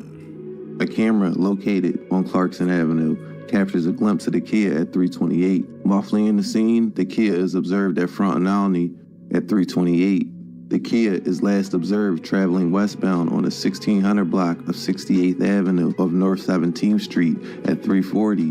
Based on surveillance footage from 68th Avenue and the rear alleyway of the 1700 block of 68th, the Kia does not continue south on 17th Street past the alleyway. Therefore, the Kia must have turned eastbound into the alleyway behind 68th Avenue between 17th and Smedley Streets. Recovered video from 6945 North 15th Street revealed that at 340, the Kia entered the apartment complex parking lot. At 343, a light-skinned black male wearing blue pants, a black underarm hoodie with the words Under Armour on the hood, and a black Nike Pro skull cap and black and white Under Armour sneakers is observed running out of the lot. This property has a rear garage entrance that is accessible via the alley the Kia enters, which is approximately 6 minutes prior to the arson. Using Google Maps, the estimated time to drive the 0.3 miles from Waters' house at 1624 68th Avenue to where the Kia is set on fire at 6945 North 15th Street is 2 minutes, according to the police affidavit. On August 31st, 2024, homicide detectives, with the assistance of the SWAT unit, executed a search warrant at 1624 68th Avenue. Police located Aiden Waters in the second-floor bedroom. On the bed, under Waters, was a black Glock 29 10mm handgun. Firearm had an obliterated serial number, red switch attachment, a red grip, and an extended magazine loaded with 24 rounds. There was no extra round in the firearms chamber. Also found were an empty Magnum Baby Desert Eagle gun box for a 9mm firearm, a black laser attachment, and one purple Glock backplate. A search of the basement yielded one Glock 9mm 19 Gen 5 handgun with the serial number still intact. The firearm was in a black bag next to the washer and dryer. It was loaded with 16 live 9mm rounds and one in the chamber. This gun was found to be in stolen status. Also, in total, 8 cell phones were recovered from the basement. After Waters' arrest, ballistic comparisons linked the aforementioned August 18th, 2024 non-fatal shooting, the August 19th, 2024 homicide, and the August 23rd, 2024 homicide. Forensics examiners were able to confirm that the 9mm Luger FCCs recovered at each crime scene on Centner Street, on Duncannon Street, and on Olney Avenue were identified as each having been fired from a Glock 19 Gen 5 9mm Luger, which was recovered inside the basement of Aiden Waters' home. They were also able to confirm that 7.62 by 39mm FCCs recovered at each of the 3 previously referenced scenes were all fired from the same firearm, which has not yet been recovered. Further examination of witness number 2's iPhone identified some significant falsehoods in his statement to police. Contrary to witness number 2's initial statement, he was in fact in contact with Aiden Waters on the evening of August 18th, 2024, and apparently himself sells him the stolen gray sedan, which is identical to the Hyundai Sonata burned and recovered at 6530 North 10th Street, which police believe was then used in the August 18th double shooting on Centner Street and also the murder on Duncannon Street prior to the vehicle's arson. Furthermore, the last communication regarding the transfer of that vehicle between witness number 2 and Aiden Waters is at 6:17 p.m., just over 3 hours before the shootings and arsons took place. Prior to asking about the gray sedan, Aiden Waters asked if witness number 2 still has the Sportage, which, of course, is the model of Kia used in the murder of YBC Duel. So, in other words, that whole Julius story was made up. He was the one that sold Aiden Waters the car. During the course of the investigation, search warrants were obtained for the cell phone of Rashawn Williams, as well as the social media accounts of Aiden Waters, Rashawn Williams, and Nair Briscoe.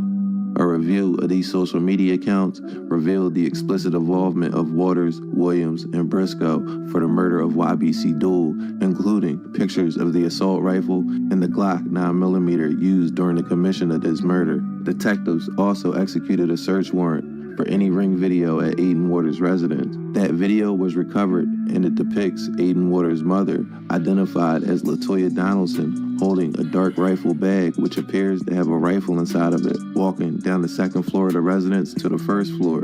She then goes from the first floor down to the basement and exits the rear of the house and hands the rifle bag to Rashawn Williams, who then gets into the white Kia Sportage, which was then used in the murder of YBC Duel. LaToya Donaldson is the registered account holder on the ring account and was present during the initial search when the 9mm handgun that was also used in the murder was found and when Aiden was arrested. LaToya Donaldson got busted in October for drug possession, receiving stolen property, and having a weapon she could use to commit a crime. That case is still ongoing. Also, court records show she was found guilty of a bunch of shoplifting charges between 2009 and 2018, which landed her in jail for a few months. Shit like J.R. Smith, that nigga claim we ops, whole time we not walk down, start banging the switch. Big start blowing the switch and start shaking that shit when them bullets start hitting like bricks. Fuck is you dumb? Y'all niggas stop the car at the light when the Drake starts spinning. Get up close with the button, and I'm hawking him down from the rape. He said, give me that gun, you a little ass boy, you don't know what to do with that shit. Big ass 7.62's head lit up the car, shit damn near blew up the whip. Too many bad bitches in this room and they all look good, I don't know who to pick. Walk down, start banging the switch, can't duck the switch. Big back door, nigga like, give me that gun, you know we ain't swapping no blitz. Run down bang from the rip, stand over top and start flooding this shit. Get up close when bro start banging the Drake, that shit almost broke his wrist. How the fuck is you running? Fast break, jump out the V, step back, drop 30 on a nigga like Jalen Brunson. Bro get back, but we drop like 100, 200 plus when we come to the function. Nigga been dead, but we had stood over when all them bullets start hitting his muffin. Had that boy, niggas you dumb? Why would you stop your car at the light when the Drake start dumping? When we send a blitz, everybody get hit. The question always comes back to why YBC Duel was killed. Well, as we all know, he had ops and enemies all over the city. Who killed him is becoming less and less of a mystery. But the why is what's puzzling people. Fast Break, as I mentioned earlier, is from way on the other side of the city from where YBC's turf is. However, you have to remember that Philly is a relatively small city. Population-wise, 1.5 million is a lot, but the area that Philly covers is very small compared to, say, New York or Los Angeles. So people are basically living on top of one another in Philly, and it's so easy to have 1 degree of separation from people you've never even seen before. Gang alliances are loose in Philly, and just because someone claims this gang or that gang or this block or this set doesn't mean they don't have family in another gang, for instance. What I think I've boiled it down to is that the Fast Break young boys were paid to kill Duel by one of his main ops, And since the arrest happened so soon after, I don't even think the full payments were made to these young boys. And they were so willing to do it because, unfortunately, if you kill somebody like YBC Dole, who has a name on the streets, then in turn, you'll get a name on the streets. And that's how it's gone for years. Niggas rent paid for a year. Hey, yo, it's that stupid. Yo, keep it though. Is these rappers out here really doing what I'm doing, bro? Bro, a lot of niggas don't got the funds and shit to do what we doing, bro. No bullshit. Like, and y'all can say whatever y'all want. We getting paid off dissing niggas and saying niggas' names. Wallahi, I get paid off dissing niggas' We names. get paid off saying y'all niggas' names. Every time I say one of y'all niggas' name, I make $100. Every time I say Rizzy name, a bean gets sent to my cash app. No bullshit. Rizzy, I just made 300. Every time I talk about a bike, my distro can't go up. Dickheads. Y'all niggas is retarded, bro. Cuz, somebody. Swerve died trying to catch a shower. My 4G's baffing niggas. The day we got back for TO, I bounced out laughing, nigga. Fuck a fast break. We don't play with kids. We get about to kill us. Nigga, I'm with BB Hound. You ain't no touching me. Look, yo, son. No bullshit. I know what we be on for me. I know what you. For me. Get down or lay down, nigga. What do you say? Yeah, boy. Skyfox over Philadelphia's Feltonville neighborhood today. Earlier, a teenager was shot and killed steps from his home. This is the 5,000 block of Rohrer Street, about 8 this morning, and we're learning the 17-year-old was on his way to school. All after-school sports and activities have been canceled tonight at Samuel Fells High School, where the student was a senior. The teenager was with his mother at the time. And Kelly, what else are you learning from this tragedy? Well, Jason, police and school officials are identifying the 17-year-old tonight as Noah Scurry. He's described here at the high school as a great student and athlete. His family understandably was not ready to talk today. Police say they do believe he was targeted, but have not said why. I just saw him yesterday, too. Like, it's crazy to think about. Sophomore Muhammad Al-Faki leaves a solemn day of school at Samuel Fells High School. All after-school activities canceled today and men's basketball games canceled this week due to the killing of a teammate and senior, identified by police and district officials as 17-year-old Noah Scurry. It's a horrible day. This is something that no one imagined. The student, according to police, was getting in the car on his way to school behind his house with his mom. So this is something that is quite unimaginable. Police say it all happened in an alleyway behind Rohrer Street, just off Roosevelt Boulevard, around 7 this morning. At least 20 shots fired in what they believe was a targeted attack. There was a backpack left in the middle of the crime scene, surrounded by shell casings and tires of nearby parked cars blown out. A letter sent home to parents from the school principal said Scurry scored the highest among the Fells community on the SAT tests. The student who was killed was exceptional. No problems from him whatsoever, according to the principal and other staff members. As you might imagine, they are distraught. Scurry's mom surrounded by loved ones today, including the basketball coach and other staff from the high school. Grief counselors were also on site and will be as needed, according to district officials. Students say they could feel the impact all day. When you saw him around, like, you knew he brought good energy to everybody. Whenever he entered a room, the room always lit. You know, it was always a smile on somebody's face when they were around them. He had a whole future ahead of him, too. It's scary to think about. Now, again, police say this is an active and ongoing investigation. The district saying tonight they are committed to working with police, elected officials, and others on the urgent need to tackle gun violence in the city. Jason. Kelly Rule, thank you very much. I'm really bony though. Learn what the fuck going on. My little broski needing newbies like hawking niggas down, giving belt ass all out from stepping out of bounds. Gotta put a leash on. Teenager is gunned down in an alleyway behind his home. Noah Scurry is being remembered for his performance both in the classroom and on the basketball court. Games have now been canceled for the rest of the week as the school community mourns his death. It is Tuesday afternoon. I'm Sarah Bloomquist. And I'm Brian Taft. The big story on Action News tonight is the search for whoever killed Noah Scurry this morning. The 17-year-old shot and killed right in his Feltonville neighborhood. Action News' Walter Perez live for us now outside Samuel Fells High School in Oxford Circle, where Scurry was a student. Walter. That's right, Sarah and Brian. This one really a tragedy all the way around. A true scholar athlete has been killed, and tonight, investigators say they do not know the motive and no suspects have been named. This is video of Noah Scurry doing what he loved, playing basketball for Fells High School. But district officials say he was much more than just a star athlete. The student who was killed was exceptional. He scored remarkably high on his SATs. The star basketball player on the team here. Investigators say it was right around 7:15 this morning as Noah was getting on his way to school when he was shot repeatedly outside of his house on the 50-100 block of Roar Street. The beloved 17-year-old was quickly taken to the hospital and pronounced dead a short time later. School officials say all basketball-related activities, including games, are now canceled for the week, and grief counselors have been made available to students at Samuel Fells High. We spoke with some of Scurry's classmates who say that Noah truly was one of the good guys. When you saw him around, like, you knew he brought good energy to everybody. He was really smart, too. Whenever he entered a room, the room always lit. You know, it was always a smile when somebody's face when they were around them. It's so sad to think that he died. Once again, Noah Scurry was only 17 years old. Anyone with further information is asked to contact the police. Reporting live from Oxford Circle, Walter Perez, Channel 6, Action News. Sarah? Walter, thank you. I really be outside, bro. A lot of niggas don't want to bump into us, bro.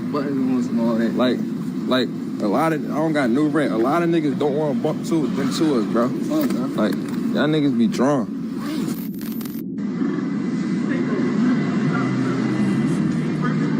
Y'all boyfriends don't look better than me, real shit, and they don't got more money than me, no cash.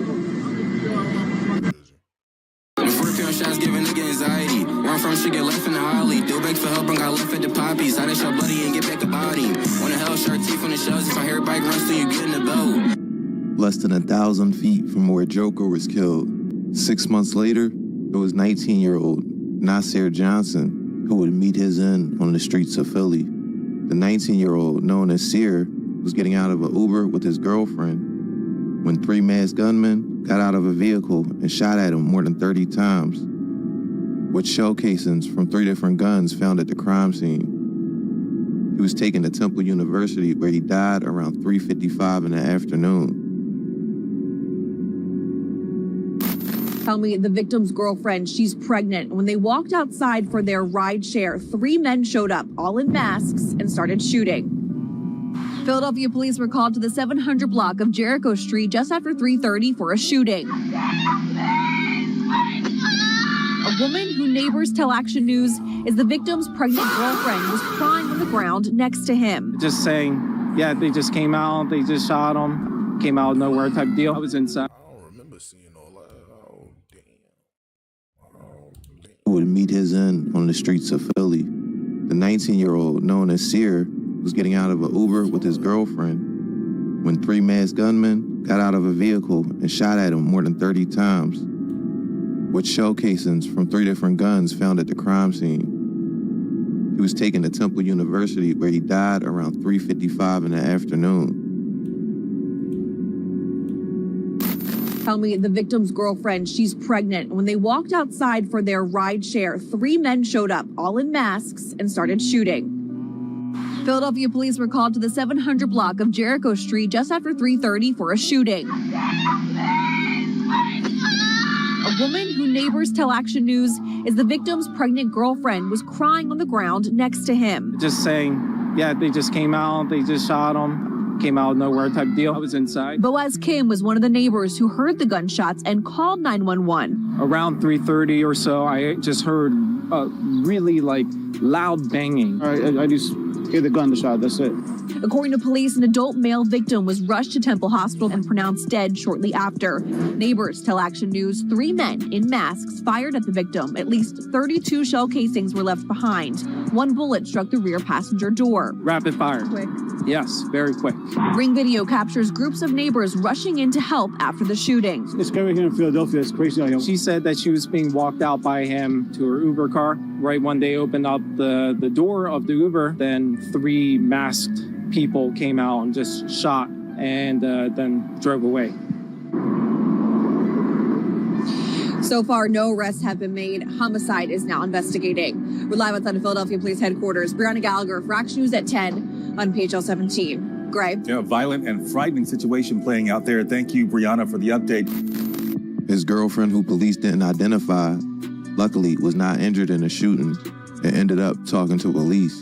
The 3 gunmen fled in a black car. And once again, this murder is unsolved. The legal fallout from the Northeast war is staggering in its volume and its youth. Aiden Waters, at 16, awaits trial for a sprawling mass casualty, shooting, among other murders he's charged with. His mother, Latoya Donaldson, faces ongoing legal proceedings after being captured supplying the weapon used to murder YBC Dole. Fast Break affiliates Anal Bugs and Lil Ryan remain incarcerated for the murder of Chris Dowling. Yet, for all the arrests, the structural damage to Northeast Philadelphia is permanent. The clinical data on PTSD indicates that the psychological wounds in these neighborhoods will persist for decades. The music to murder pipeline I mentioned at the beginning continues to churn, utilizing stolen Kias, switches, and scoreboards to convince teenagers that taking a life or losing their own is simply part of the game. Noah Scurry and many others who get caught up in these beefs had the intellect to be anything they wanted. Instead, their name was added to a master docket of the deceased, leaving a community to mourn a brilliant mind swallowed by an unforgiving street war. I'm leaving. That part is low-key true. Whenever, man, once you choose to play that game, once you choose to get in them streets, man, you losing your life is a part of the game, bro. And once you choose to get up in that game, nigga, it's up. But there for now. Thanks for watching American Confidential. And